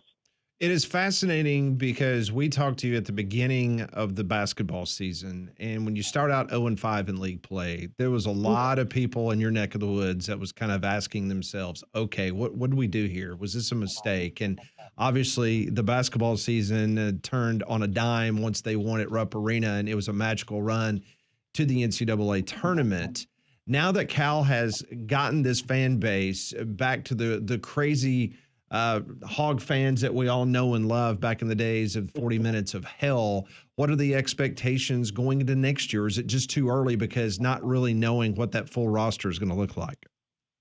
Well, Indianapolis, Indiana is the side of the Final Four next year, guys, and I want to get some cocktail sauce from St. Elmo's. If you guys have had that before, it's like one of the best steak places in the country. But I think, it's at least Sweet 16. And Arkansas fans feel like they should have been the Elite Eight. They let that lead get away against Tech. So, you could say that about Alabama fans and Auburn fans feeling like they. Oates and Pearl established 2 perennial basketball programs, not just in the SEC, but basketball. And guys, not every SEC coach can make it to the Final Four. So, I would say at least second weekend, Pat. If they made it to Final Four in year 2, that would just be insane. But also curious how this league shakes out next year. There's a lot of transition. Obviously, we'll see where Mazzara ends up. Broom's gone. No more Grant Nelson or Sears at Bama. So there's a lot of new faces in this league. And I know Golden's trying to reload his team. He lost Aberdeen, Kentucky. Got that Princeton kid. So it's going to be fun SEC basketball next year. There's no question. Are you going to roll to Birmingham to Hoover Met for the SEC baseball tournament in an RV? Did I hear that right? We're going to play golf all week. What's going on? I'm trying to, Landrum. You know how it is. You gotta get sponsors a part of it. We're radio people, so we don't have that type of cash out of pocket. So if we get some great partners at ESPN Arkansas to to be a part of us that week, I will be down there. We'll be playing golf. We'll hang out at the Met. If not, unfortunately, I won't get to hang out with Conrad at night that weekend either. It's a double whammy. Unfortunately, he loves that. Well, if we don't see you this summer, will we get to see you in Atlanta?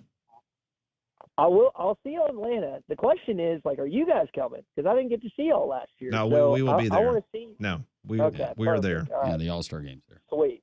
I mean, we're going to be there. I'd like. Yeah. Are you going to bail on karaoke again? That's the question. Yet. It's not are we going, it's are we going to hang out when we're there, Ty? Yes. Listen, when you do a show from 6 to 9 and you have to wake up at 4:30 and you're getting older, I'm putting out excuses. The show's Ty's acting like I'm not on the 11. air at 6 a.m. either. Yeah, Conrad's on the air at 6 a.m. and My question is, come on, when man. you guys were at the hookah lounge, did you share the same beanbag chair or use separate ones? No, we were sitting together, for sure. We used the same. Man, I hadn't smoked hookah since I was in college. That brings me back. Did you use a gas mask? No. Yeah, no, that was. We were too busy. We were smoking that, and we were smoking something else too. But that was a weird time back 8 years ago. Good grief. Well, at least you didn't drink 41 Coors Lights on draft night, like Lawrence Taylor, like LT. Yeah. Holy. Just 22. Just 22. Okay. I couldn't reach the 40. That's right. All right, before we let you go, got to ask you about Sam Pittman. I just asked you about Coach Cal. What about Pittman and the football team this year? What's the early read on what is expected for them to be able to do in the SEC? Well, they get Auburn at home this year. They don't have to go to Tuscaloosa or see the Crimson Tide in Fayetteville. So, I mean, this is a year. I mean, they're going to they're going to Baton Rouge, Knoxville, to Oxford and Austin. So, I mean, the road schedule's tough. You get Ole Miss early, and they're still trying to figure out what that new offense looks like under Austin Simmons. So we'll see what happens there. This is a 500 football team, guys. And I remember a time a decade and a half ago when, man, I think they're going to win 10 games, and they did back-to-back years. I know last couple of years have been painful for Auburn fans, and Freeze is on the hot seat. And I know last year for Alabama fans felt like the end of the world considering DeBoer went 9-3. But just try and subject yourself to what Arkansas football fans have to go through. I promise it's not worse than what Arkansas fans have to go through. And, probably going to win one game out of the ordinary and go about 500 again. It seems like it's par for the course around here nowadays. But, I mean, is he safe? I mean, is that okay? I mean, is that what Arkansas football is now? I mean, in regards to Sam Pittman and what they're thinking about what this football team, the level, the ceiling it can get to. Think about what happened. When you added A&M, like Arkansas has been A&M one time since they joined the SEC. You got these Texas kids that would go to Arkansas because, I mean, Greg McElroy's talking about it. One of your coworkers just talked about it. He had Southlake buddies that loved Arkansas. And now, like all these Texas kids, they can stay put. They go to A&M. They can go to Austin. They don't have to go to Arkansas. And now money is obviously, we were talking about money a little bit earlier, and it's just hard to find footing if you're Sam Pittman in Arkansas in this new regime of the SEC because you just keep getting pushed to the back of the line. And you might have a win here and there. You might have a season here and there, but in today's day and age of college football, it's hard to I hate saying this as a guy that grew up in the state has lived here for 29 of his 30 years of his life, but man, it's hard to not see Arkansas is just a 500 program now and the rest until something changes. That is Ty Richardson, ESPN Radio in Arkansas. Always appreciate your time, Ty. Sorry about the golf trip this weekend, but better luck coming to Birmingham in the summer and playing golf at Landrum's exclusive club. Let's go. Well, guys, I'm sure there's plenty of other things we'll figure out to do in Nashville besides the wedding. So I think I'll be okay this weekend. Yeah, I think you will be too. Hey, Ty, I always appreciate it, man. Take care. Thanks, Ty. See you guys. Thanks. Ty Richardson, ESPN Radio, Arkansas, joining us on the Higginbotham Hotline here on Three Man Front. We've got more to get to, including more mock draft talk as we get ready for tonight's draft at 7 o'clock. This is Jocks 94.5.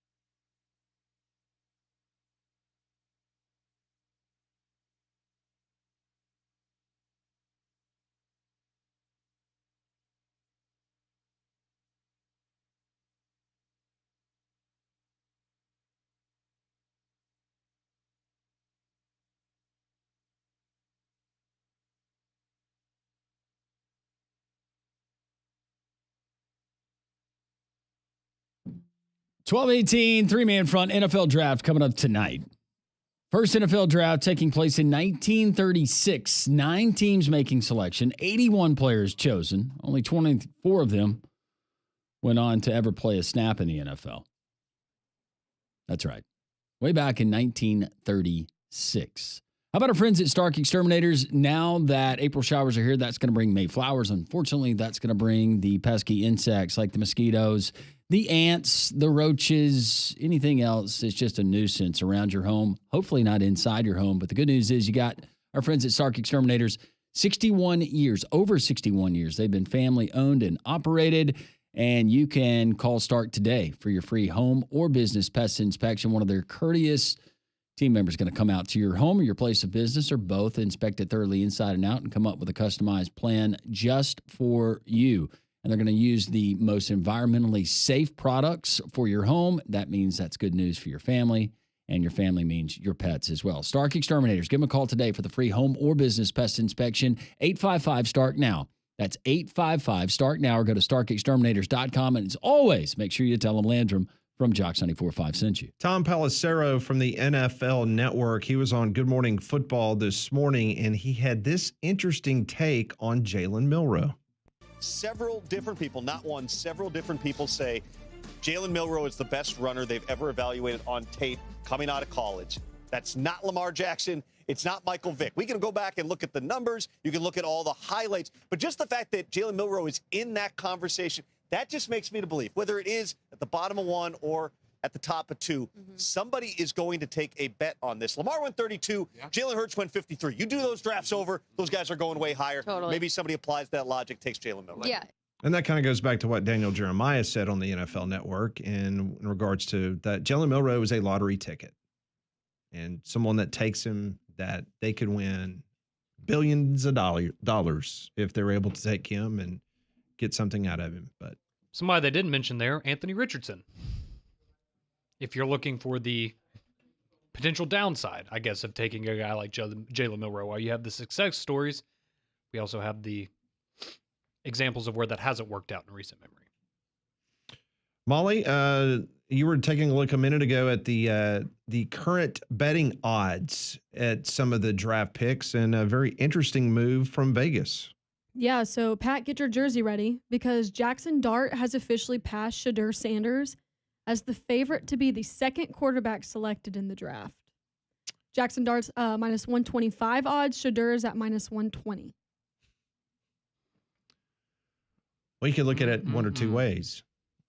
Is Jackson Dart being overvalued and the Saints would take him at 9? Or has all this negativity caught up with Shedeur Sanders in regards to all these, people that have said the things that they've said about Shedeur in these articles without attaching their names to them? Yeah, something that I thought was really interesting yesterday was you had on the gambling front again, you can bet on like over under for draft spots for these guys, right? So when we came on the air yesterday for Shedeur, it was 8.5. So do you think he's going to go in the first 8 picks or after the 8th pick? That number during our show, it was 8.5 when we started. When we went off the air yesterday afternoon, it had gone from 8.5 to 21.5 or 20.5, excuse me. And that's when you started to see everybody firing in these mock drafts that had him going to the Pittsburgh Steelers at 21. That is you're talking almost half a round in 3 hours that he dropped in Vegas. You don't see that. There's only so many quarterbacks that are available in this draft. That is true.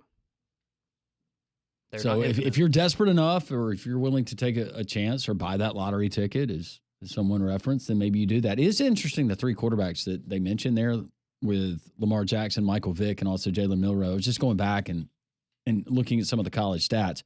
Michael Vick would be last as far as accomplished passers because he played in the 2 seasons. The style of offense that he was in, 20 touchdowns throwing, 11 interceptions, completion percentage that was sub 60%.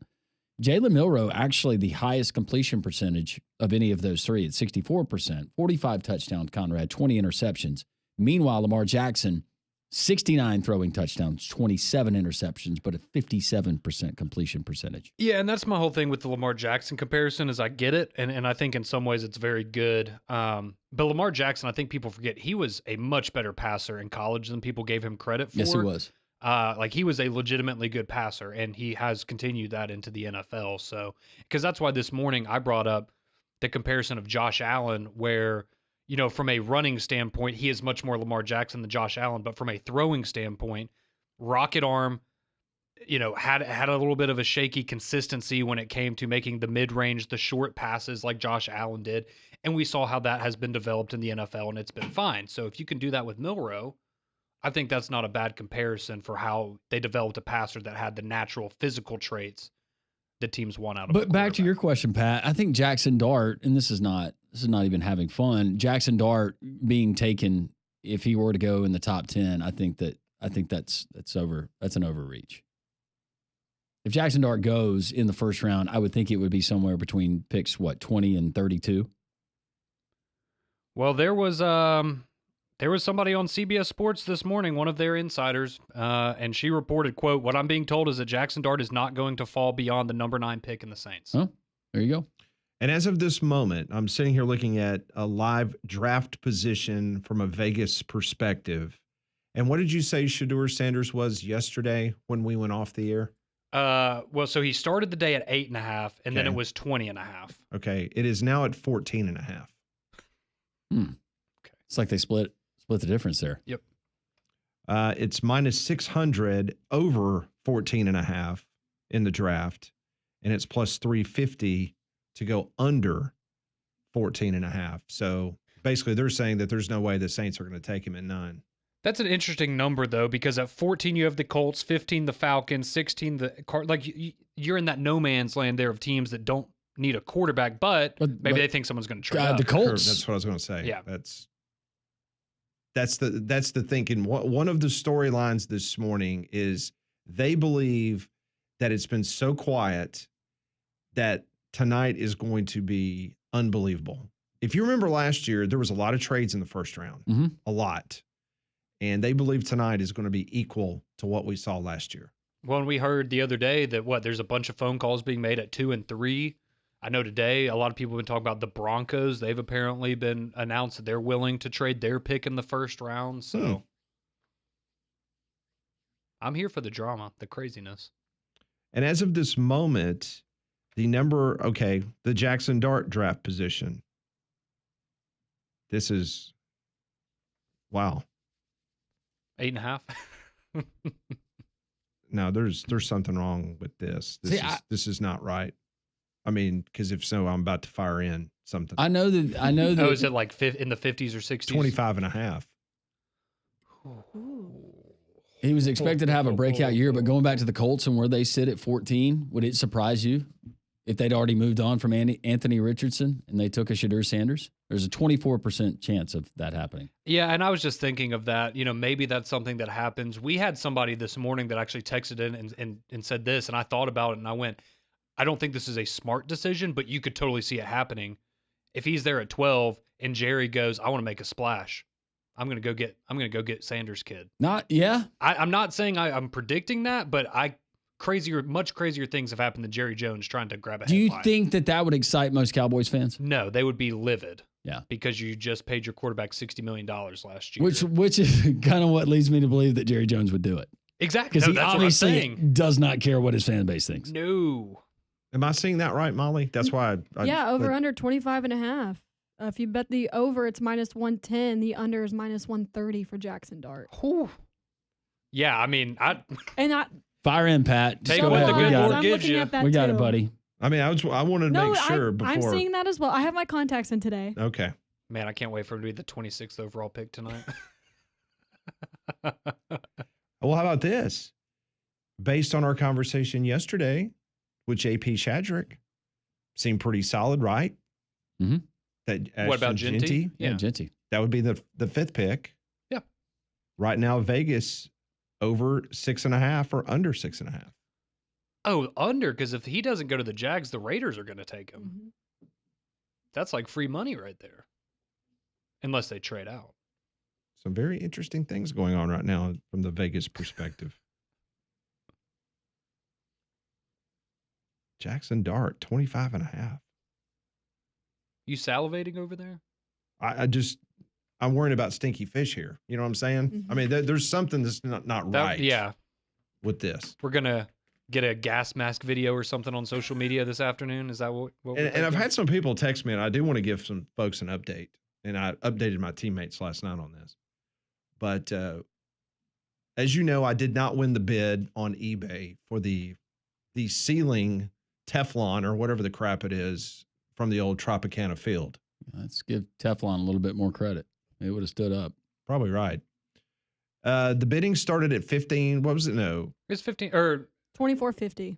it was $24.50. It's $15 if you buy at market value. Yes. Yeah, it was $24.50, and during the show, I bid a few times on it, and every time I bid, it went up, went up, went up.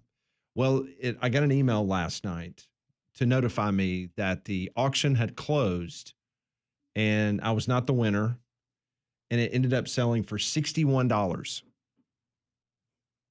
So you walk into the Tampa Bay Rays gift shop there at Steinbrenner Field, and you could purchase it for $15, and some clown put it on eBay, and somebody paid $61 for it. Dan, I love your man bought cave. it or put it on there.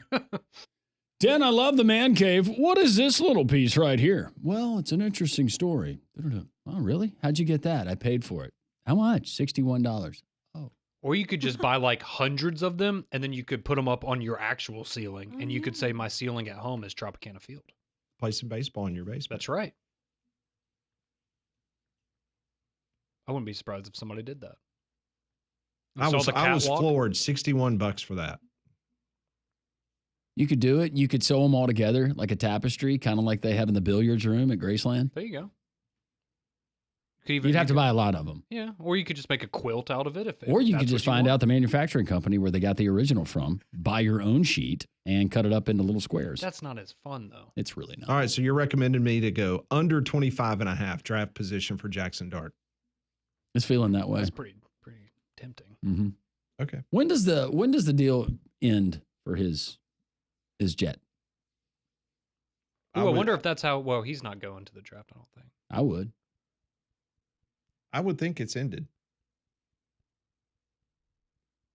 If I was him, I'd be, taking my call from Paris or something. Or is jet company still on board for his pro career? Or do they allow that? I don't know. The NFL, can he have that? Can he have that deal? That's a great way to make a splash with your new team. I travel separate. Yeah, I was about to say, thanks, guys. I got myself here. There will be no hazing. When we come back, we will continue the discussion where Shedeur Sanders is going to end up tonight, Jalen Milroe, so many storylines to get into. That's next on Three Man Front.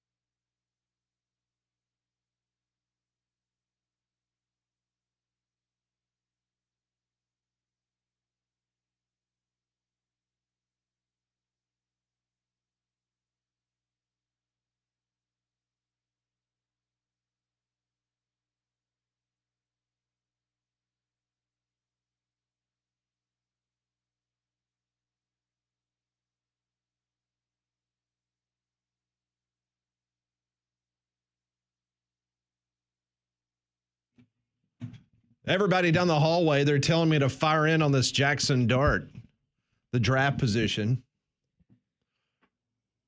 Landrum is being hesitant on it, so I think I'm going to hold up, do a little bit more research before I make the call. Man, I'm about to make the call on Prize Picks. Yes, they got a special draft edition of Prize Picks. You can go there now, and it's under the promo section of Prize Picks when you download the app. If you've never done it, you just download the app and fill out your account. Enter promo code WJOX, first of all, and your first projected lineup matchup.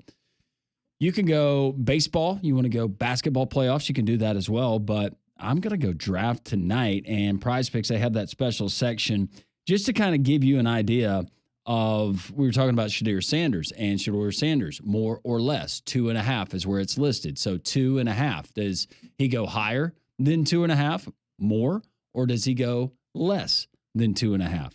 Also, they even go into number of players crying. Yes, number of players crying after they're selected. All kinds of fun projections. You can have fun with the draft, even if you're not a football fan, with our friends at Prize Picks. Prize Picks is your daily way to have fun with daily fantasy player projections and so much more. Yeah, I think I'm crying. Prize Picks. Download it today. Enter promo code WJOX. Your first $5 play, win or lose, you get $50 instantly back to your account. We appreciate Prize Picks. Well, the reason why he was crying is because he's still upset about me losing out on that bid on eBay for the ceiling tile, the roof from the old Tropicana field. And where would you put the mirror? Just to prove that we have the greatest listeners in all of sports talk radio, download the Jocks 94.5 app. You can listen to us wherever you live, wherever you're going on vacation, whatever the case may be. Take us along with you. And I think this is the case of a great listener down in the Sarasota area of Florida. Pat, it continues to be your lucky day because Dan Connor tweeted us in. He says, I live in Sarasota and I'm going to a Rays game soon. I'll snag a piece of the roof and mail it up to y'all. How about that? Is that not great? That's Dan Connor, correct? Yes, yep. Dan Connor on Twitter. So, Dan, if you're listening, you are a great American. We appreciate you listening to Three Man Front. Dan Connor, that was the name of Roseanne's husband's character on Roseanne. You're right. Yeah, John Goodman. Yeah. I did not watch that show. Yeah. Well, Dan Connor. So if you tell me that was his name, then so be it. Good, hardworking, blue-collared American. Is this his individual's real name, Molly? Or is that his his Twitter name? I'm assuming it's his real name. Okay. Well, it might be Goodman. You know, he's a Cardinal fan. Did you know that? I did not know that. Mm-hmm. Oh, wait. Did we discover that's John Goodman that's texting in? No, I was just saying, what if that was... I like to think it is. Yeah. It'd be cool. Yeah, John Goodman on the show. I've been watching The Righteous Gemstones, so I've been getting a lot of good John Goodman stuff lately. Great show. Have you seen any betting odds on Milroe? I have not. I'm trying just to in find terms that of general, like first round or not kind of odds, that kind of thing. So the total quarterbacks drafted in the first round is currently at 2.5. That sounds right. I cannot find any Jalen Milroe props.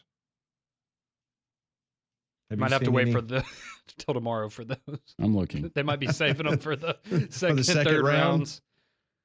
Oh, okay. Well, here we go. So we have odds for who will draft Jalen Milroe. Okay. So we have 6 teams on the board. With the lowest odds, you have the LA Rams at plus 650 to select Jalen Milroe. You have the Jets at plus 550, the Saints at plus 500, the Steelers plus 410, the Giants plus 380, and the Cleveland Browns currently the favorite to select Jalen Milroe at plus 230. And speaking of teams, what team is most likely to draft Shedeur Sanders? Right now, the Pittsburgh Steelers are at minus 140, followed in by the New York Giants, and the Cleveland Browns are both tied for the second.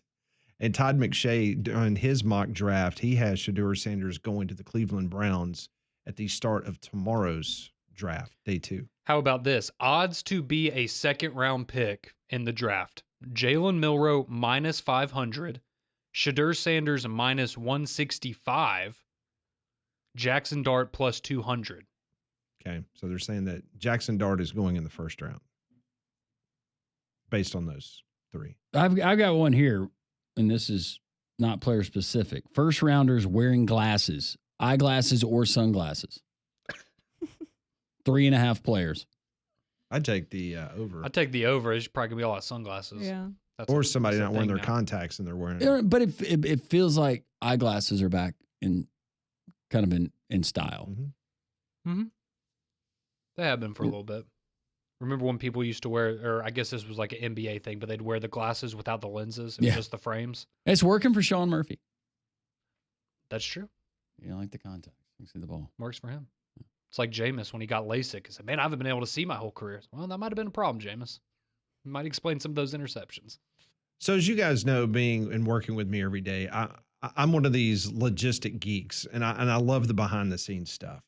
And so I actually saw a piece. So what happens once the pick is in? Like the chaos that goes on behind the scenes. So if the player is on site tonight in Green Bay, okay, there's 90 seconds from the time they radio backstage that the pick is in. They then have 90 seconds before the commissioner makes the official announcement. So the teams communicate to the league, and then the league immediately notifies everybody backstage, hey, the pick is in, let's get it rolling. So what happens then within that 90 seconds? So the pick is radioed into the support staff, who then communicates to the Nike team. Okay. Because the Nike team's already got the jersey ready, and then they heat press the player's last name on the jersey. Oh, okay. That's cool. I've always wondered how they did that. Okay.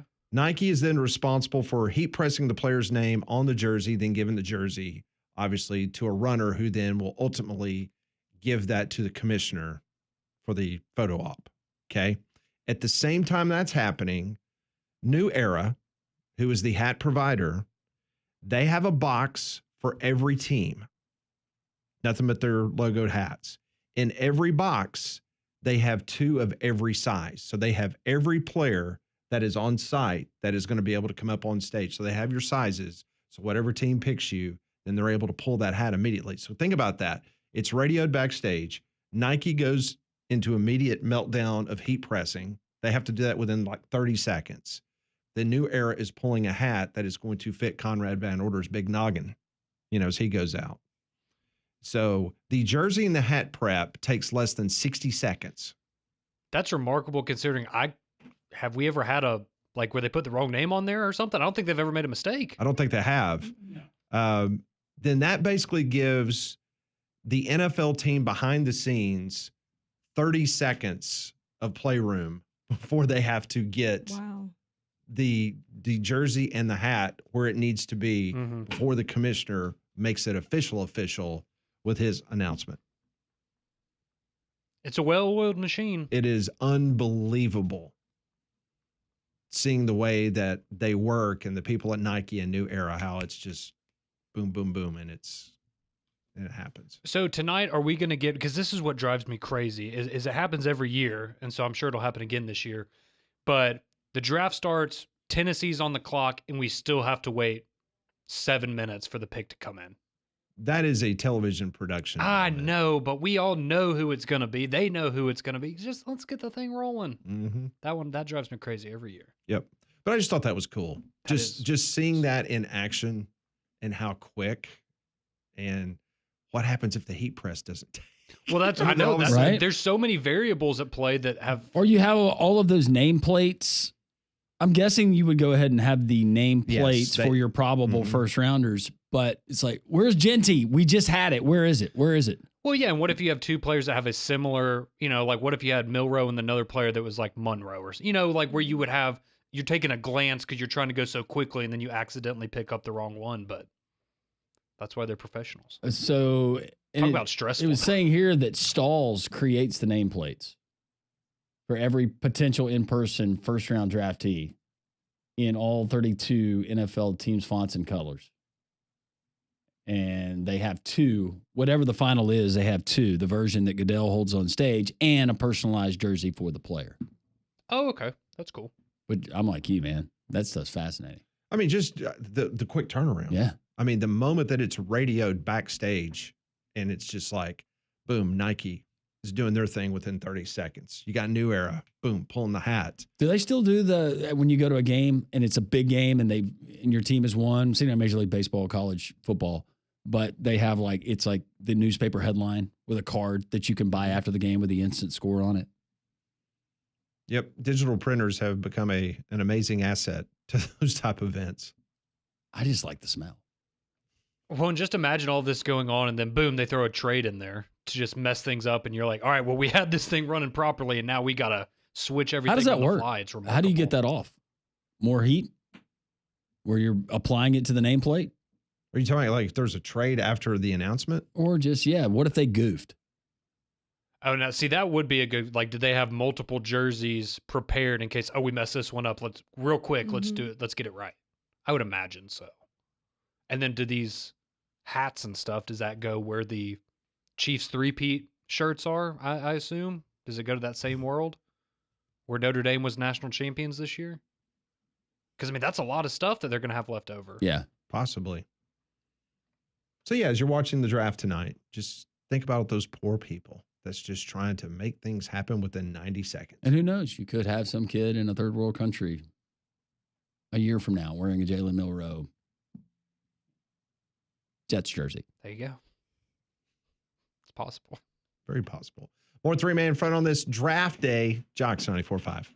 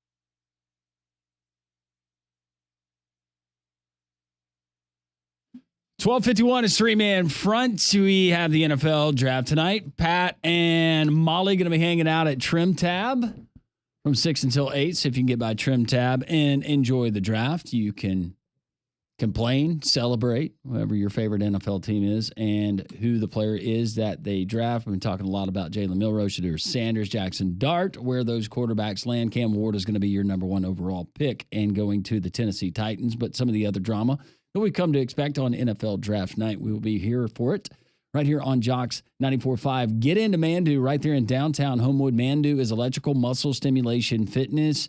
In layman's terms, you're going to go in to Mandu. Your first visit is free. They're going to put you into a suit, hook you up to a machine that sends electric pulses to various parts of your body, and they're going to put you through a 15-minute workout. That's right, 15 minutes. And because of that technology and how it gets in the deep tissue of those muscle groups, it's the equivalent to 6 to 8 hours in a gym. Mandu, you're going to get results. I've gotten results. So many others that have tried it. Your first visit is free once again, and they'll put you through the workout to see if you like it. I can almost guarantee that you will. Mandu, MANDUU.com. Mandu, check them out today. Make sure you tell them Landrum from Three Man Front sent you. So the Braves are off tonight, but they're in Arizona over the weekend. The Braves currently 10-14 overall, 7.5 games back in the National League East. Game time tomorrow night is 8:40. Some college football broadcast news from earlier this morning. It's being reported that RG3 is back in the business. He has been hired by Fox Sports as their number 2 college football analyst. Joel Klatt's number 1. He will be number 2. He replaces Brock Heward, who left Fox to coach high school football in the state of Washington. You glad to have RG3 back? No. It doesn't. He doesn't do a lot for me. I mean, I don't dislike the guy, but no, it doesn't hit the excitement meter. I have never been a big fan of him as a broadcast. Nothing personal against him. He was exciting as a player. He was exciting at this Heisman ceremony when they talked about his fascination for colorful socks. Yeah, he was awesome to watch as a player. Never the biggest fan of him as a broadcaster, but good for him. Yeah. I'm sure he's fine. He's making a lot of money. He doesn't care what we think. No, he doesn't. I thought Brock Heward was very good. Yeah. He was very good. I like Brock Heward. Yeah. On the broadcast, he was good. He's good, yeah. I like Klatt, too. He's very good. Even if he's biased against the SEC, but that's fine. He gets paid to be. He's shown more love towards the SEC when he's had to. He has. When he's backed into a corner and he knows it's gonna be the most asinine take if I go against the SEC. I got to give him props. It's better than it was like 5 years ago, yeah. Yeah. Yeah. So, and I know at Trim Tab you'll have multiple broadcasts that are going, but Conrad, how will you consume it? Will your main screen be NFL Network? He's going to be at Trim Tab. ESPN? I'm going to be at Trim Tab. Oh, you're going to be at Trim Tab. And then I'm going to be on FaceTime with you. Oh, okay. Because we already talked about we're going to watch the draft together. Oh, okay. Well, good. Sounds like Landrum didn't know that plan. Landrum was the one that suggested it to me earlier. Yeah. That's right. I will be in my draft room downstairs. It's a good place to be. Yep. You're going to do multiple networks. A Bill Belichick, and when the camera comes down there, is it going to be a dog? Yeah. No, unfortunately, he passed away. Oh, thanks for bringing that up. Crap, I'm so sorry. Can Pharaoh come over? I'm so sorry. That's all right. He went to be with the Lord across that rainbow bridge. Yes, no, it's good. Pharaoh can come over. We've had closure. He's better off now. I'm so sorry. Yeah, Pharaoh can come hang out with you. God, I feel like it. By the way, the rabbit died too when I was on vacation. Yeah. NFL draft coming up tonight. Enjoy Trim Tab with Pat, Molly, and Conrad. I feel so bad right now. I really do. Don't feel bad. I know. Do not feel bad. I'm so sorry. You have a good heart because you feel bad, but don't feel bad. It's good. What was the over-under on Conrad crying today during the draft coverage? That was the second time this week Conrad's cried. When was the first time? Because I made that fat joke about that chick at the beach. You start crying. Oh, yeah, that's right. I just wasn't expecting the transition into the live read the way that it did, and I was tickled. Yeah. Carpe diem, baby. Man, we have to do another hour, don't we? Can I go home? I'm just watching you squirm. I know. Am I allowed to go home early? Is that how this works? You're not even going to be on this show tomorrow. That's right. Yeah. Oh, that's right. That's right. Yeah. Gotten called up to the morning show, or I don't know, demoted, called up. I don't know what it is. It's not your finest 3 minutes. No, it's not. No. I would not put this on your resume tape. I might need one of those after today. Bless him. We all have them.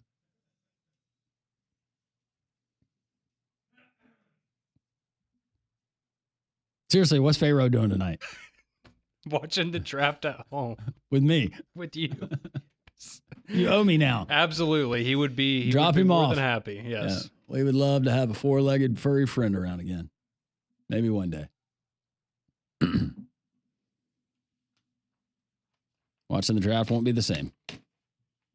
All right, hour number 4 coming up. We'll continue to break down betting odds. Who's going to go where? When do they get taken? Who else is crying besides Conrad in the green room there in Green Bay? It's 3-man front here on this NFL Draft Thursday. Jocks 94.5, JocksFM.com, the Jocks 94.5 app, and our friends watching Jocks TV on YouTube.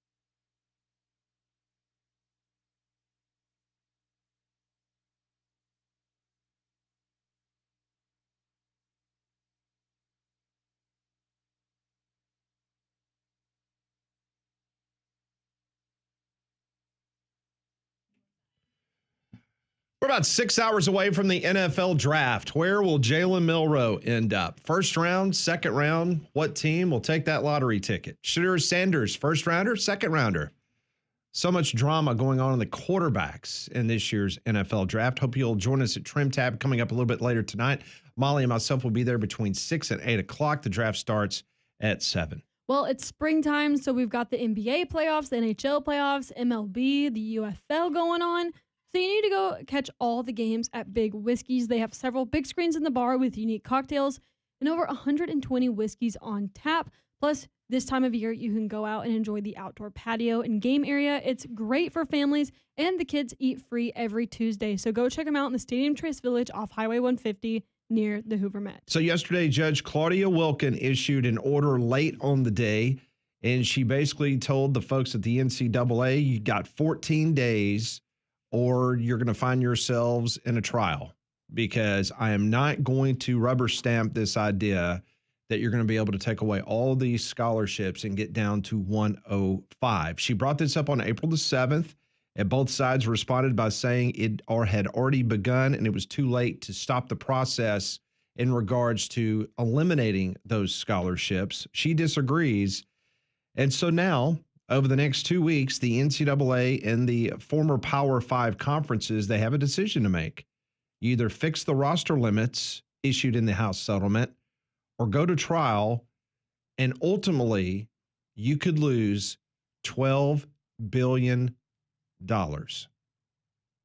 You've agreed to a settlement for $2.8 billion, but legal people are saying today that if you go to trial and you lose, it's going to be $12 billion. Don't consult the Alibabas. Didn't work out for them. So either pay $2.8 billion now, suck it up, and get the roster situation taken care of, or risk losing $12 billion. I don't see why you wouldn't just want to go ahead and get it over with the payment, right? It's not going to go any lower than that. I want to say the NCAA's legal counsel, in as much as they've used them and spent in legal fees over the past few years, would have a pretty good grasp and a pretty good feel of, what could happen. But I don't know. I kind of question that now. They've been beaten down so many times. Maybe they're just trying to get all the billable hours they can, so they're really dragging this out until the last possible moment. We got lawyer friends and family out there, but yeah, would not put it past them. NFL draft tonight. A lot of talk about the mock draft where Alabama players are going to go. I've seen off and on where Auburn, Keandre Lambert-Smith is probably going to be the number one Auburn player, and it will come over the weekend, probably in the 4th round. That was most of the mock drafts had him as the top player taken from the Auburn Tigers. Bama, meanwhile, Tyler Booker, Jahad Campbell, depends on what mock draft you look at. Could either be Campbell before Booker, Booker before Campbell, or a situation where maybe Jalen Milroe sneaks into the 1st round. So a lot of interesting storylines that we'll follow tonight. A lot of fun NFL draft history that I was perusing, and we will get to some of that now. I told you the first NFL draft, it took place in 1936, but how about this? University of Miami quarterback Cam Ward is going to be the first pick tonight, going to the Tennessee Titans. The last player from the U to be taken first overall was... Bernie Kosar. See, I'm just trying to think like Ed Reed, Wills McGahee, like those guys weren't number one picks, but I don't know. I don't know either. Russell Maryland. He went to the Cowboys. Lineman. 1991. The last Miami quarterback to be taken first overall was not Bernie Kosar. It was this quarterback to the Bucs in 1987. You know it. The Bucs in 87? Mm-hmm. Vinny. Oh, Testaverde. Yeah. 87 threw me off. I was trying to do the math. We potentially have a father-son combination. In 2024, the Harrisons, Marvin and the Alts, Joe and Joe, became the 10th and 11th father-son combination since 1967 to both get drafted in the 1st round. If Shedeur Sanders gets taken in the 1st round as expected, he and his father Dion will become the 12th tandem on the list. Can you name a couple of the other father-son combinations that have been taken in the 1st round? One's pretty easy here in SEC country. The Mannings. Yeah, I was the going to Mannings. say, yeah. Some of the other notables, Christian McCaffrey and Ed McCaffrey, John Bosa and Joey and Nick, Chris and Kyle Long, their dad Howie, who sat right here in this very studio, and of course, the Matthews, Clay and Clay. The Panthers, Giants, Titans, Jets, Patriots, and Bears all have top 10 draft slots for the 2nd consecutive year. That's more than half of this year's top 10. The Panthers' 2024 first-round pick number 1 overall, was traded to the Bears back in 2023.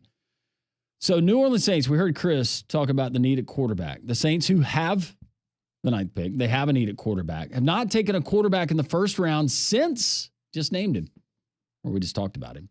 Archie, 1971. Every other NFL team has taken at least one quarterback in the first round in the 53 drafts since 1971. I guess you could look at that as a positive, maybe. Because it means that you haven't had to do that, but maybe you should have a couple of times. What about this team? Got to mention them with Shedeur Sanders potentially. The Browns, who could potentially select a quarterback in the first round, either at pick 2 or if they trade up in the round later on, have taken a league-high 5 quarterbacks in round 1 since 1999. That was the first year of the reboot, Only moving back to 5? Cleveland. I would have guessed more than 5. This is mind-boggling. I don't know why. Louisville quarterback Tyler Shuck has been in college for 7 years and was a backup to Justin Herbert at Oregon in both 2018 and 2019. The number 1 quarterback in his recruiting class out of high school was Trevor Lawrence. Herbert has already played 5 NFL seasons. Yeah, he's on his 2nd contract. As is Trevor Lawrence. I think he's had, he's had 3 season-ending injuries in his college career, Shuck. That's rough. In the 10 drafts during the 90s, a total of 32 running backs were selected in the first round across the first 5 drafts of the 2020s. Just 5 running backs have been taken in round 1. One of those would have been Najee Harris, right? Yeah, he was first round. Late first to the Steelers? Yep. I think he was somewhere in the 20s. This past season, Alabama quarterback Jalen Milroe had 12 rushing touchdowns of 10 or more yards, and that's the highest single-season total for any college quarterback in the last 25 years. Just interesting that they included that. It's a good stat. He was really good running the football last year. Not the other part. Milroe was invited by the league to attend the NFL draft, but his odds of being selected in the first round, as of this morning, they currently stood at plus 170, according to this. Yeah, I mean, I'm sure we could find this, but I have to imagine of all the players that will be there tonight, he has the lowest odds of actually being selected tonight. That being said, if Milroe is in fact selected in the first round, he'll be the 7th Alabama quarterback to be taken in the first round. That's the most of any current SEC school, and the 4th in the 2020s. I would say, remember when Alabama couldn't put quarterbacks in the NFL? That was the narrative. Then, of course, Jalen Hurts became the first Alabama quarterback to score a touchdown in the Super Bowl. And win this. Well, yeah. Not to win, but yeah. To score. Yes, to score, because it doesn't count if you throw a touchdown, you have to be the one to actually go in the end zone. Correct. And Boise State running back Ashton Genty could be drafted very early tonight. No running back has been taken inside the first 6 picks since Saquon Barkley was taken 2nd overall by the Giants in 2018. There's just some NFL fun fodder and facts as you watch tonight. So trying to do a little bit more investigation on this Jackson Dart, I'm infatuated by this number. Has it moved? No, but Molly kind of figured something out here. The latest odds, according to DraftKings, and they've got what's the best odds of him being drafted by the Giants? Yes, minus 135. And the Giants have the 3rd and the 34th overall picks. This is for Jackson Dart. This is for Jackson Dart. Now, one of the mock drafts, and I think it was by Peter Schrager, I think he's got the Giants trading with the Rams at 26 to take Jackson Dart. And right now, Vegas has it at 26.5. Mm-hmm. Funny how that works. So I think that's the thinking.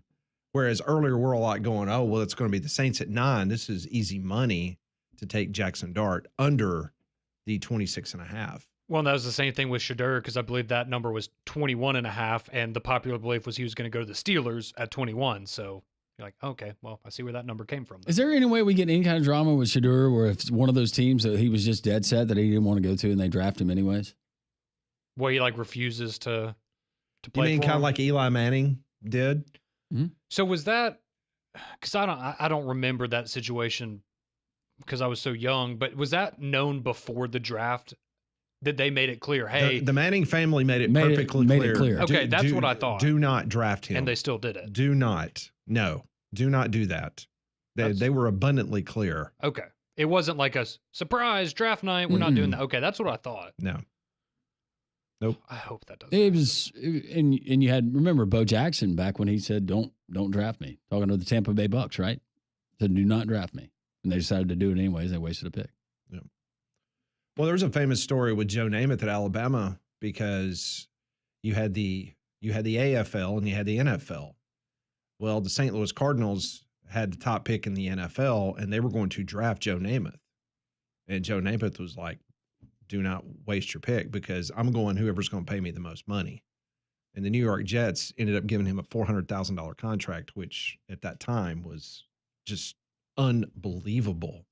But yeah, he was going to be drafted by the St. Louis Cardinals in the NFL. Instead, he went to the Jets, got the money, ended up winning Super Bowl III. We were talking about TV show theme songs the other day. Remember Joe Namath, the episode of the Brady Bunch? I do. Yeah. Go back and watch it, kids. The infamous the infamous throw that broke Jan's nose, didn't it?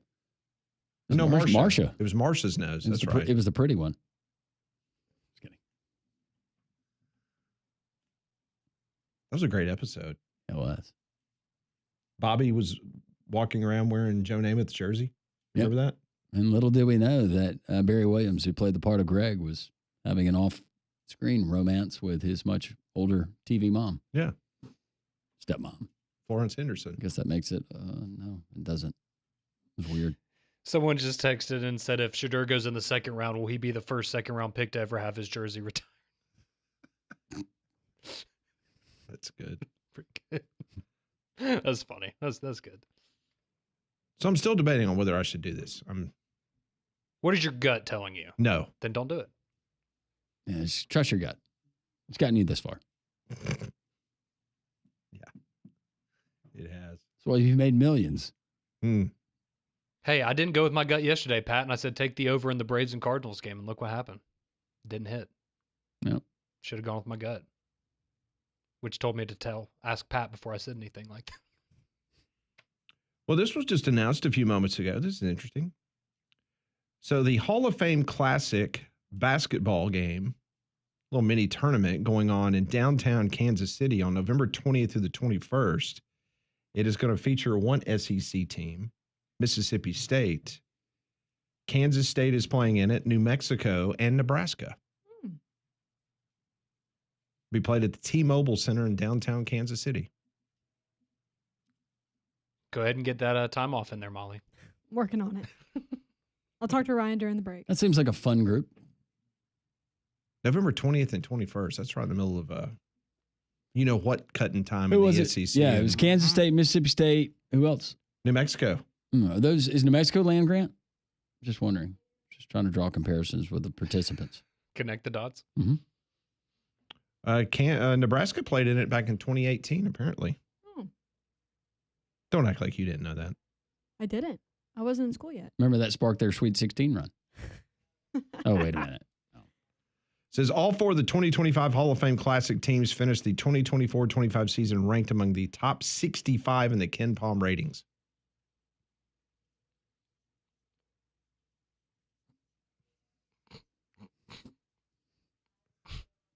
Had to go all the way up to 60. I was about to say, I 65 mean, at to that point, just get that press release. Yeah, at that point, just don't do that. We need a graphic. Come on, someone make a graphic for that. Come on. Well, I'm sure there will be. I mean, we were top 65. On college basketball, that's a little bit better. It is. You're still in the top, what? 20? 20%? Yeah. Get that going for That you. is a little better. Yeah, Put that on football, a that'd be banner. really bad. 2024, Ken Palm. Top 65. Top 65. At halftime, we'd like to honor your 2024 Cornhuskers. I'm sorry, Molly. I'm sure it's going to be a great event. Talk to you that It's way? going to be a They great always event. do. Wow. I'm used to it. We'll win some games. games. We're trying. Win some games. Could be a great tournament. Michael's reminding me, yes, that is why, because Tampa Bay screwed over Bo and got him in trouble because they NCAA violations back then for the the trip. They told him it was okay. Yeah. He got some bad advice. John Elway also did that. Wasn't it his dad that said, don't draft John? He doesn't want to go there. And I forgot the team it was. Was it the Colts? Might have been the Colts. That sounds familiar. Well, Denver worked out. BB adds that she usually watches the first round just to hear Roger Goodell get booed. So fun. And Sean is asking, has Pat placed a bid on the Tropicana piece of roof yet? And we had an update to that story. Yeah, I did. Yesterday, I lost out of the bidding. It ended up at $61. So, no, I did not get that. But we did have a gentleman from Sarasota, Florida, Molly, who tweeted into the show. Yeah, said he was going to a Rays game here soon and offered to ship us a piece of the roof. Very kind. It was Dan Connor. Yes, Dan Connor. Dan Connor. Very nice of Dan to offer that. Going back to Shedeur Sanders, do you think most of America or the majority of people watching tonight hope that there's heartbreak? For him? Yeah. Yeah. Mm-hmm. That was my guess. I don't know if I was reading it wrong. Now, I will say this. There would be a point where, and I guess it wouldn't matter because he'll get picked early in the second round regardless, I would imagine. But there is a point where maybe it starts to get a little sad almost, where you kind of start to feel bad. Yeah. Like, because there's that point where it's like, oh, man, he's really starting to fall. And then you get to the point where you're like, oh, okay, I really feel bad. You This start is seeing a reaction, and embarrassing. you're like, oh, boy, we're actually witnessing him being humbled. And then when they just keep going back to the cutaway, Mm-hmm. and they keep showing him, and then he's being consoled, and his eyes are puffy. Nobody wants to see that. So I imagine he'll be in Boulder, I guess, at home with Dion and the rest of the family. I assume that's where he'll be. Does he have his own house in Boulder already? He probably does. Actually, that'd be an interesting question. Did he live with Dion the whole time they were in college, or did he have his own place? Something tells me he had a really pimped out place. Maybe him and Travis lived together. Or Shiloh. We will continue to read your texts. We will take your phone calls. 1-800-239-WJOX. This is 3-Man Front on Jocks 94.5.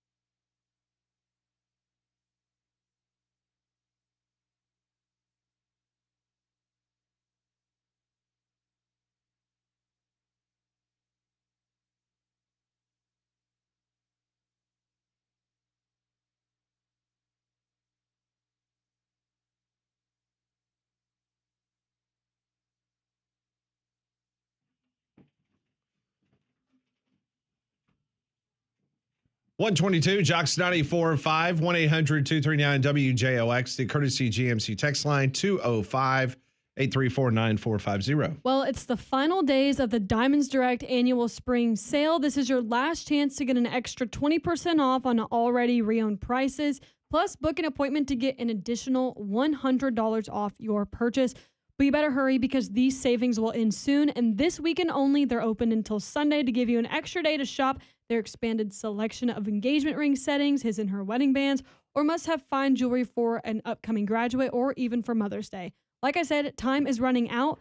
20% off store-wide savings. So go and visit diamondsdirect.com for more details. So Nick Kelly, a friend of the program from AL.com, he points out tonight that if Milroe is selected in the first round of the 2025 NFL Draft, he'll become the 7th Alabama quarterback drafted in the first round. That would be the definitive record for all 16 SEC schools in the history of NFL drafts, according to the research. Right now, Alabama is sort of tied with LSU and Florida for the most first-round quarterbacks in the NFL draft because, once again, you have people debate all the time now in this transfer portal world with the likes of Jalen Hurts, who spent the majority of his career at Alabama, but then he was graduate transfer to Oklahoma. He was drafted as Oklahoma Sooner. So, but if Milroe is drafted tonight in the first round, which that will be a surprise if he is, just being honest, that Alabama then would have the most first-round draft picks for an NFL quarterback in SEC history. What do you think? You calling it now? For tonight? Mm-hmm. Yeah, no, I don't think I don't think it's happening. I hope I'm wrong for his sake. I mean, truly, I wish him the best. I hope he has a great NFL career, but yeah, I don't. How are you passing the time if you're Jalen backstage tonight? 41 beers. Just kidding. Like LT.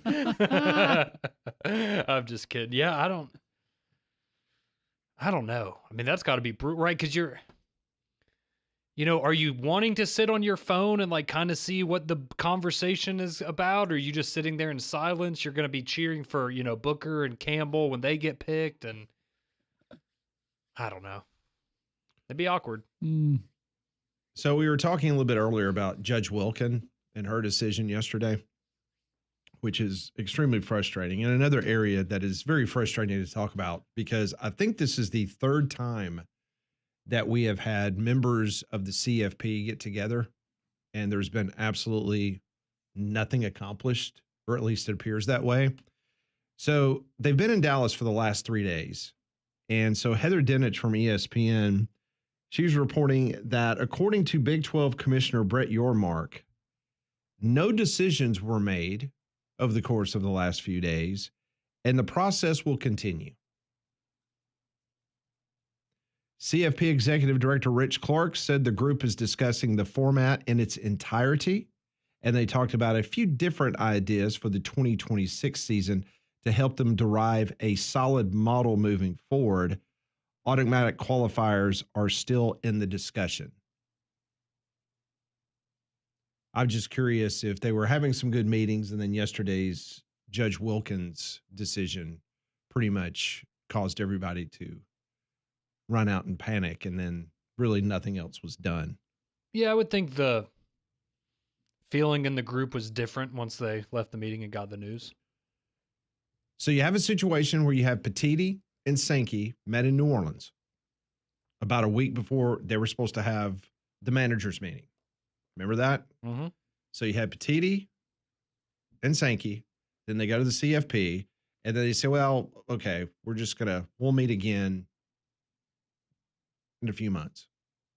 So they just got together for 3 days. And now we're getting word that, according to Brett Yormark, there were no decisions and the process continues.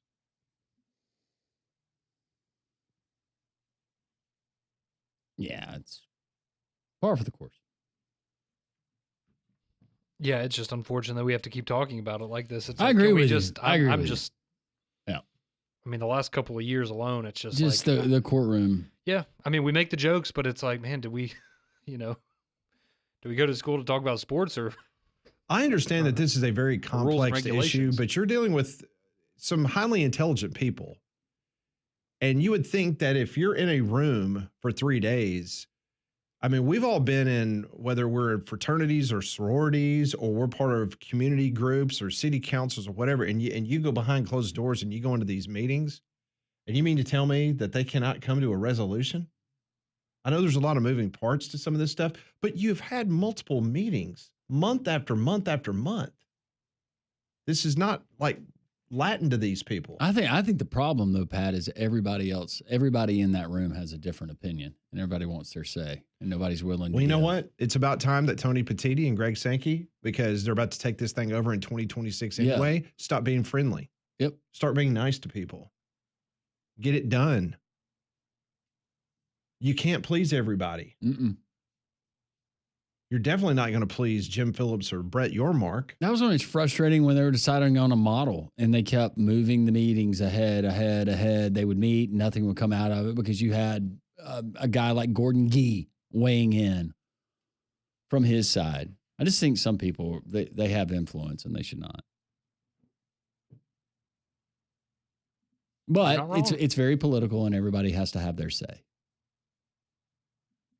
I would just think at this point, would you not be motivated enough to just get are they not tired of it themselves to where you just want it to be done? But I guess it goes back to billable hours, and maybe the NCAA is like, hey, we're not ready. I mean, did they ultimately say in this room that because of this setback with Judge Wilkin that we really don't need to be doing anything until we officially understand what's happening here? Because we've got multiple fires burning. Which one's the one that we need to put out first? And I think they believe that the NCAA House settlement was going to be taken care of. Well, they thought it was going to be taken care of the first week of April. I was about to say they thought they were going to be meeting right now, and that was going to be they're all set moving forward. Because that might be a hesitation by some people in the room from the Mountain West Conference and the American Athletic Conference, where they're sitting there going, "Hey, hold on a second. Like we don't are we paying off $2.8 billion in settlement or $12 billion? Because if we go to trial, we're going to lose and we're going to have to pay $12 billion, about 5.5 times more than the money that we originally agreed to." I just go back. That the number's not getting lower. It's not like if you wait this out, it goes from $2 billion to $1 billion. Can you treat this like a settlement with somebody else where you just declare bankruptcy? And just protect your investments and Yeah, you got your ruling. Great. You won. By the way, we can't pay it. Yeah. So now what are you going to do? Yeah. It's like, okay, sorry, can't pay it. Besides paying a boatload of money, that seems like that's their only option at this point. I mean, don't you think that you'll be able to find somebody to come play football? And I don't want to go morbid here, but you got a 75-year-old judge, and I mean, heaven forbid she come down with an illness.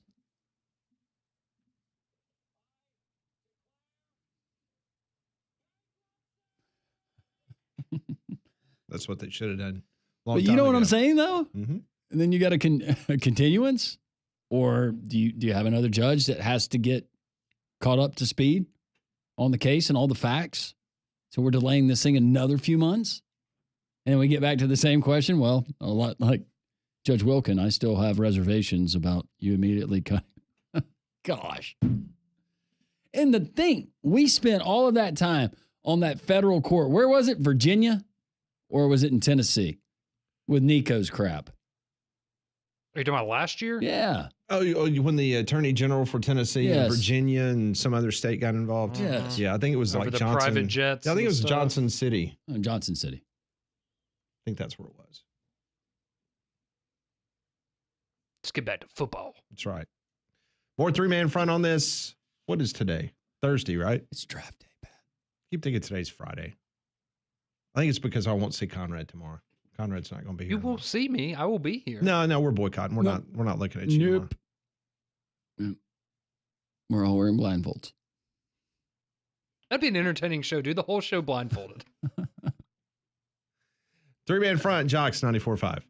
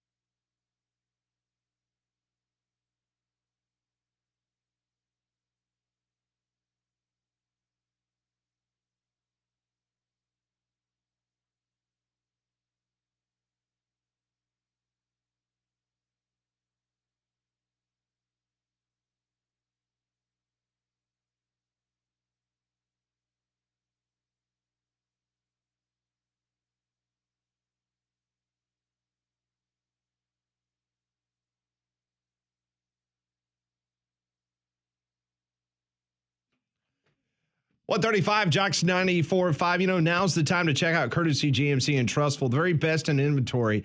And the service can be found right there, right off of I-459 exit 32 at Courtesy GMC in Trustful. Right now, you could save up to $14,500 off a brand new Sierra 1500 truck. How about a 2024 GMC Hummer EV or a Sierra EV model? 0% APR for 60 months for well-qualified buyers. The inventory at Courtesy is outstanding, with plenty of models to choose from, like the Yukons, Acadias, Terrains. How about the trucks, the Sierra, the Canyon? And their pre-owned inventory is the deepest you're going to find anywhere around central Alabama. Courtesy will not be beat. Any kind of deal, GMC, they've got you covered. The lowest price dealer in the state of Alabama and the Southeast. You don't need to go anywhere else for a brand new GMC except right there in Trustful at Courtesy GMC. Compare the dealerships. They encourage it. No one is going to beat Courtesy, and they can deliver the savings to you today. Go see them, I-459 in Trustful, exit 32, or check out their inventory at courtesybirmingham.com. We do this every day, brought to you by Courtesy GMC. This is what we call Pat Ponders.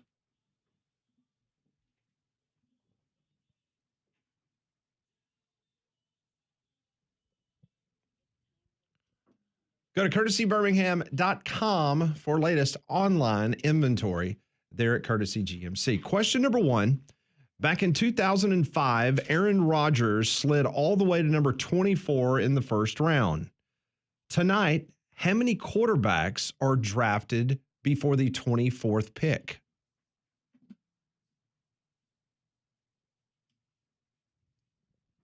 Two.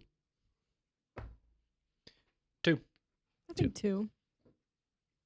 Dos. And I will say Jackson Dart is the second one. And obviously Cam, number 1. Yeah. Hootie tootie. Hootie tootie.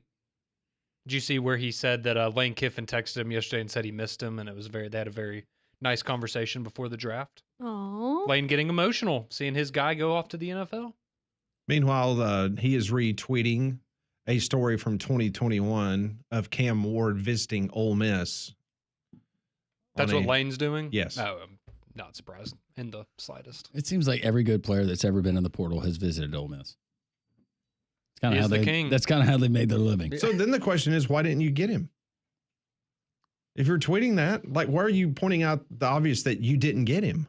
Because he knew he was about to have a young buck by the name of Jackson Dart transfer over from USC. Okay. Yeah. That's what Lane would tell you. Sure. We'll take it. Question number 2. Speaking of quarterbacks, which one of the possible top quarterback picks has the potential to be the next Mitch Trubisky? Oh, my gosh. Golly. Bears fans love that one. Oh.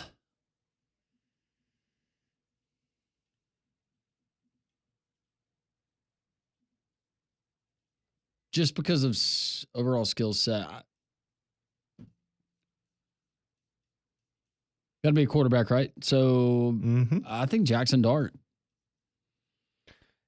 Yeah, I mean, I guess it's kind of a cop-out answer, but whoever the second quarterback taken is, that will be the Mitchell Trubisky, right? Because I could see Shedeur, Jackson Dart, or Milroe all being a bust. I mean, Cam Ward could be a bust for all we know as well. But, yeah, I think because, again, let's say, you know, if Milroe, Shedeur, whoever falls to the second round, that's not going to be viewed as a bust in the same way that it is if someone goes and takes a chance on you in the top 10. Then you're a real bust. Yeah. So, yeah, whoever the second quarterback taken would be. Yeah. Probably Jackson Dart. A lot of love for Jackson Dart. Sorry, Pat. Are we overvaluing him? Quinn Ewers. Someone's going to trade up for him in the first round.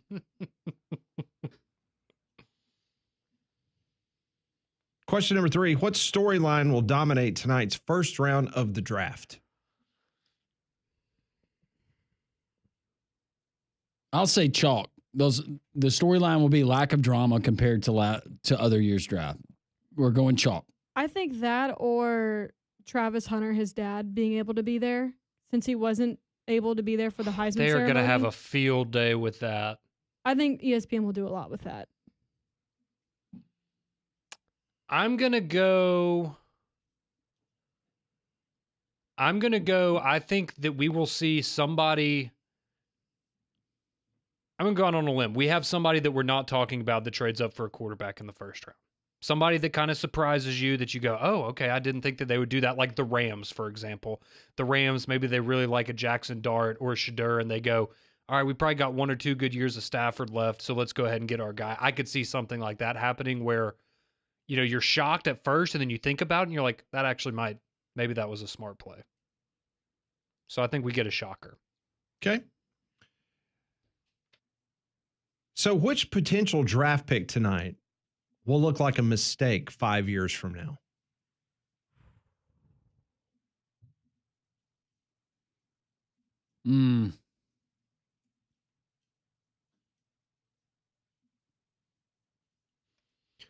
Cleveland Browns taking Travis Hunter number 2. They won't let him play both ways. He never plays a snap in the NFL. That's a good one. That is a good one. Ashton Genty goes top 5, tears up his knees, never the same. Oh, no. Yeah, happens to the best of them. I went dark. Oh, man. Kajana Carter, you remember him? I do remember him. Yeah. I'll Just say playing the odds. I hope it doesn't happen. I'll say Shedeur if he does get picked in the first round. Okay. Next question. The NFL draft used to be Saturday and Sunday. That's for many years. That's when it was. Has moving the first few rounds to Thursday, Friday prime time make it better or worse? Absolutely better. Better. Too many other competing interests on Saturday and Sunday these days. Yeah, I like the first round being on Thursday. Also, selfishly, it helps us out, right? Because we get to talk about it a lot on Thursday. We get to talk about it tomorrow and recap everything and look ahead to the second day. So I think for both professionally, for our benefit as well as personally, yeah, I'm a big fan of that. Yeah. By the way, is day good this weekend? It is. Yes. Okay. Yeah, it kind of feels like all eyes are on the draft on the first round, especially on Thursday. And like Conrad said, it gives us something to do. And I asked that because I can remember one of the only races I've ever been to at Talladega. I went with my dad, and that was back when the draft was just on, I think, the 2 days. And we were following the draft and just kind of getting updates. At that time, I don't think it was on our phones. See, I like it because so tonight's dedicated to the draft, right? That's what everyone's watching. Then tomorrow, there's intrigue in 2 and 3. Like, there's still some big name players. And so you can kind of still keep in, be tuned into that. And then on Saturday, rounds 4 through 7, you put it on the background, right? Maybe you have a player that you're looking forward to. You just keep up with your team or whatever. But yeah, it's kind of nice because you get to, I guess, pay less and less attention as the weekend goes along, but you're still getting that football content. All right, I'm going to give you a bonus question. BB, who was with us on Tuesday at Social Taco, she gave me a list of potential. Oh, yeah, she called in about that. Some Pat Ponders questions, and they're great. They're fantastic. So I'm going to try to kind of mix them in for the next few Pat Ponders. Okay. Some of hers. So this was one that she gave me. Can we start guessing every day which one is the BB question? Yes, because it's going to be the only smart one. It's going to be the only intelligent one of the whole group. You're so humble, Pat. This is what she wrote. If you could teleport to any location in the world for a day, what would be your top 3 places? Oh, such a good question. Okay. So he tells you. Can I pick what day it is, though? She did not. Again, I just read you the question. If I'd have wrote it, I would have been able to give you some context. Given recent events and everything that's going on over there, I would say Vatican would be one. Okay.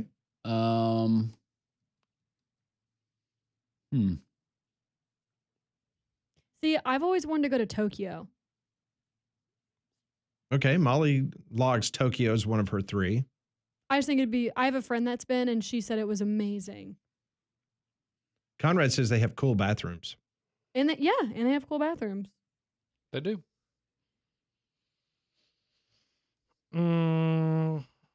Augusta National when no one else is there. Just find some sticks and a ball. All right, that's your second one. We need one more from Landrum. He's got Vatican, Augusta. It's quite a range there. A little snooty, isn't it?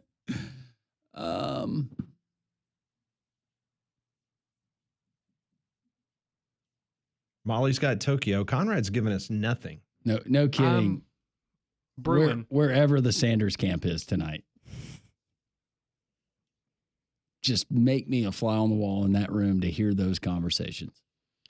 See, that's kind of where I was going in the sense of I was going to say New York because I could go to a Yankees game, and if I could teleport into the Giants locker room after they take Shedeur Sanders and hear him meeting Jameis Winston and Russell Wilson for the first time in the quarterback room, and what that would be. But no, in all seriousness, I put my favorite place in the world is the Atlantis in the Bahamas. I went there when I was a kid, and it was magical. So I would say that. It was wonderful. No, you just said magical. As a kid, it was magical. You make it sound magical. Yeah, it was. It was great. And then I said, yeah, just New York in the middle of the summer, go to a Yankees game because I still haven't been to the new stadium. I've only been to the old Yankee Stadium. And then Miami on January 19th, 2026, so I can watch Alabama play in the national championship game at Hard Rock Stadium. Those are my three. Molly, you said Tokyo. Yeah, I wasn't considering time travel in mine, but just anywhere I would go right now. Well, there were no rules, so I guess that's true. She said if you could teleport to any location in the world for a day, what would be your top 3 places? Always want to go to Tokyo. I'd probably pick somewhere in New Zealand because I'm very blessed. I've been a lot of places, so I'm trying to think of places I haven't been. And I guess for a third, probably somewhere like Bora Bora for a day. Oh, I forgot about that. That would be a good one. I'd like to go there too. All right, that's today's Pat Ponders, brought to you by Courtesy GMC and Trustful Online Inventory. Check them out at courtesybirmingham.com. Thanks, BB. That was a great question. Can't wait to try to answer more. 3-Man Front continues, Jock 94.5.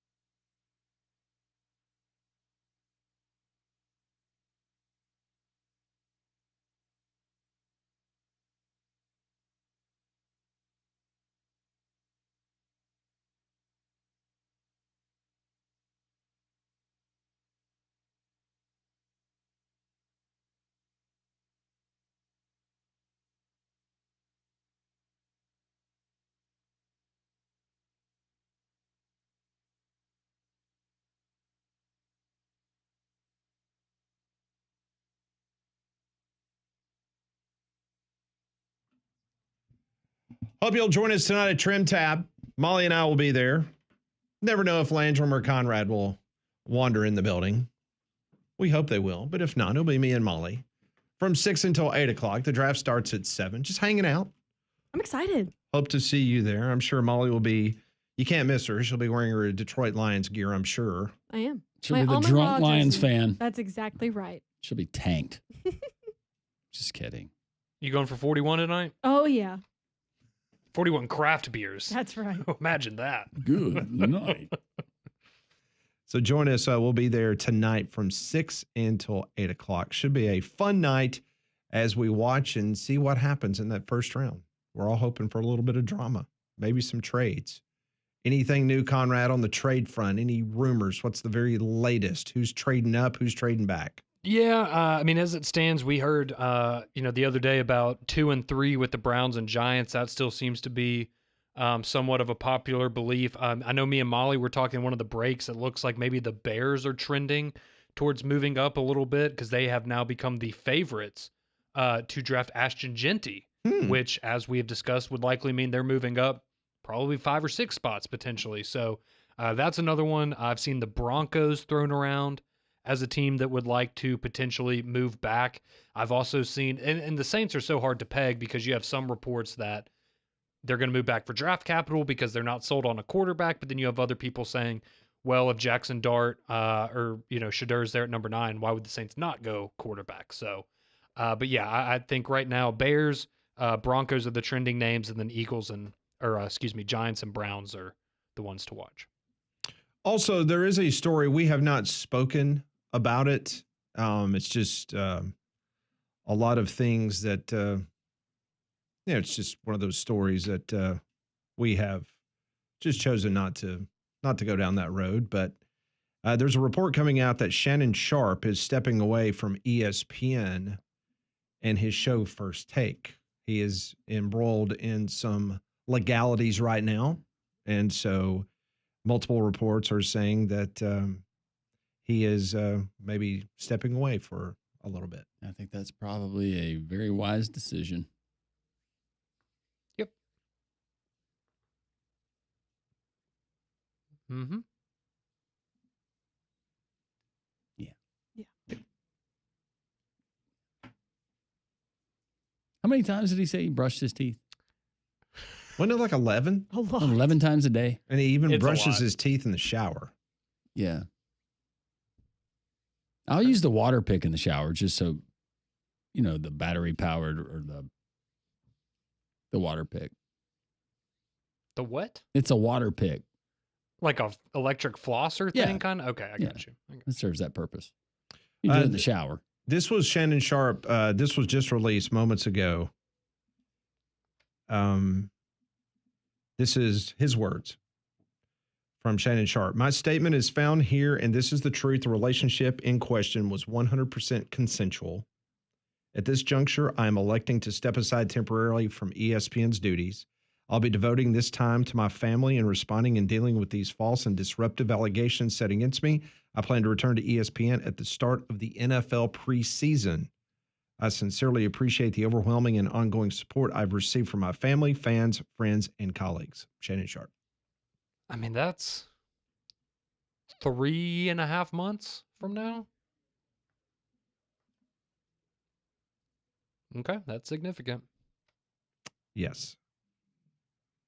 So How did I don't know the extent of this, but the accuser, how supposedly did they meet? I do not know that. You know that, Conrad, don't you? She's on a particular website. Oh. Mm-hmm.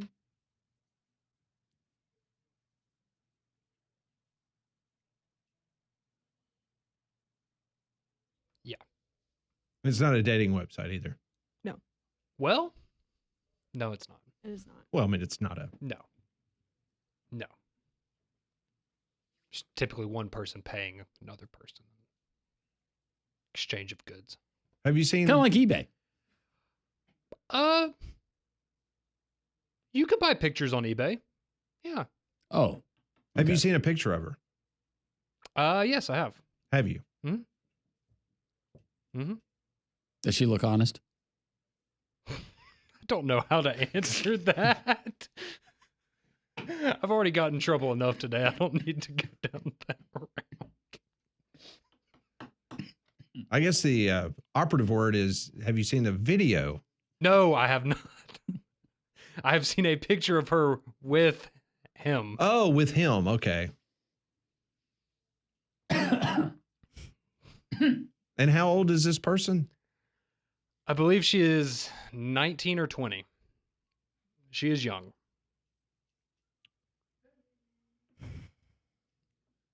$11 times a day.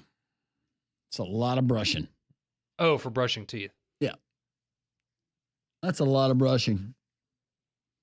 Wouldn't your gums start to bleed if you brushed your teeth 11 times a day? Now they're probably pretty tough by then. Yeah. The Paul Feinbaum Show is next. Enjoy the draft.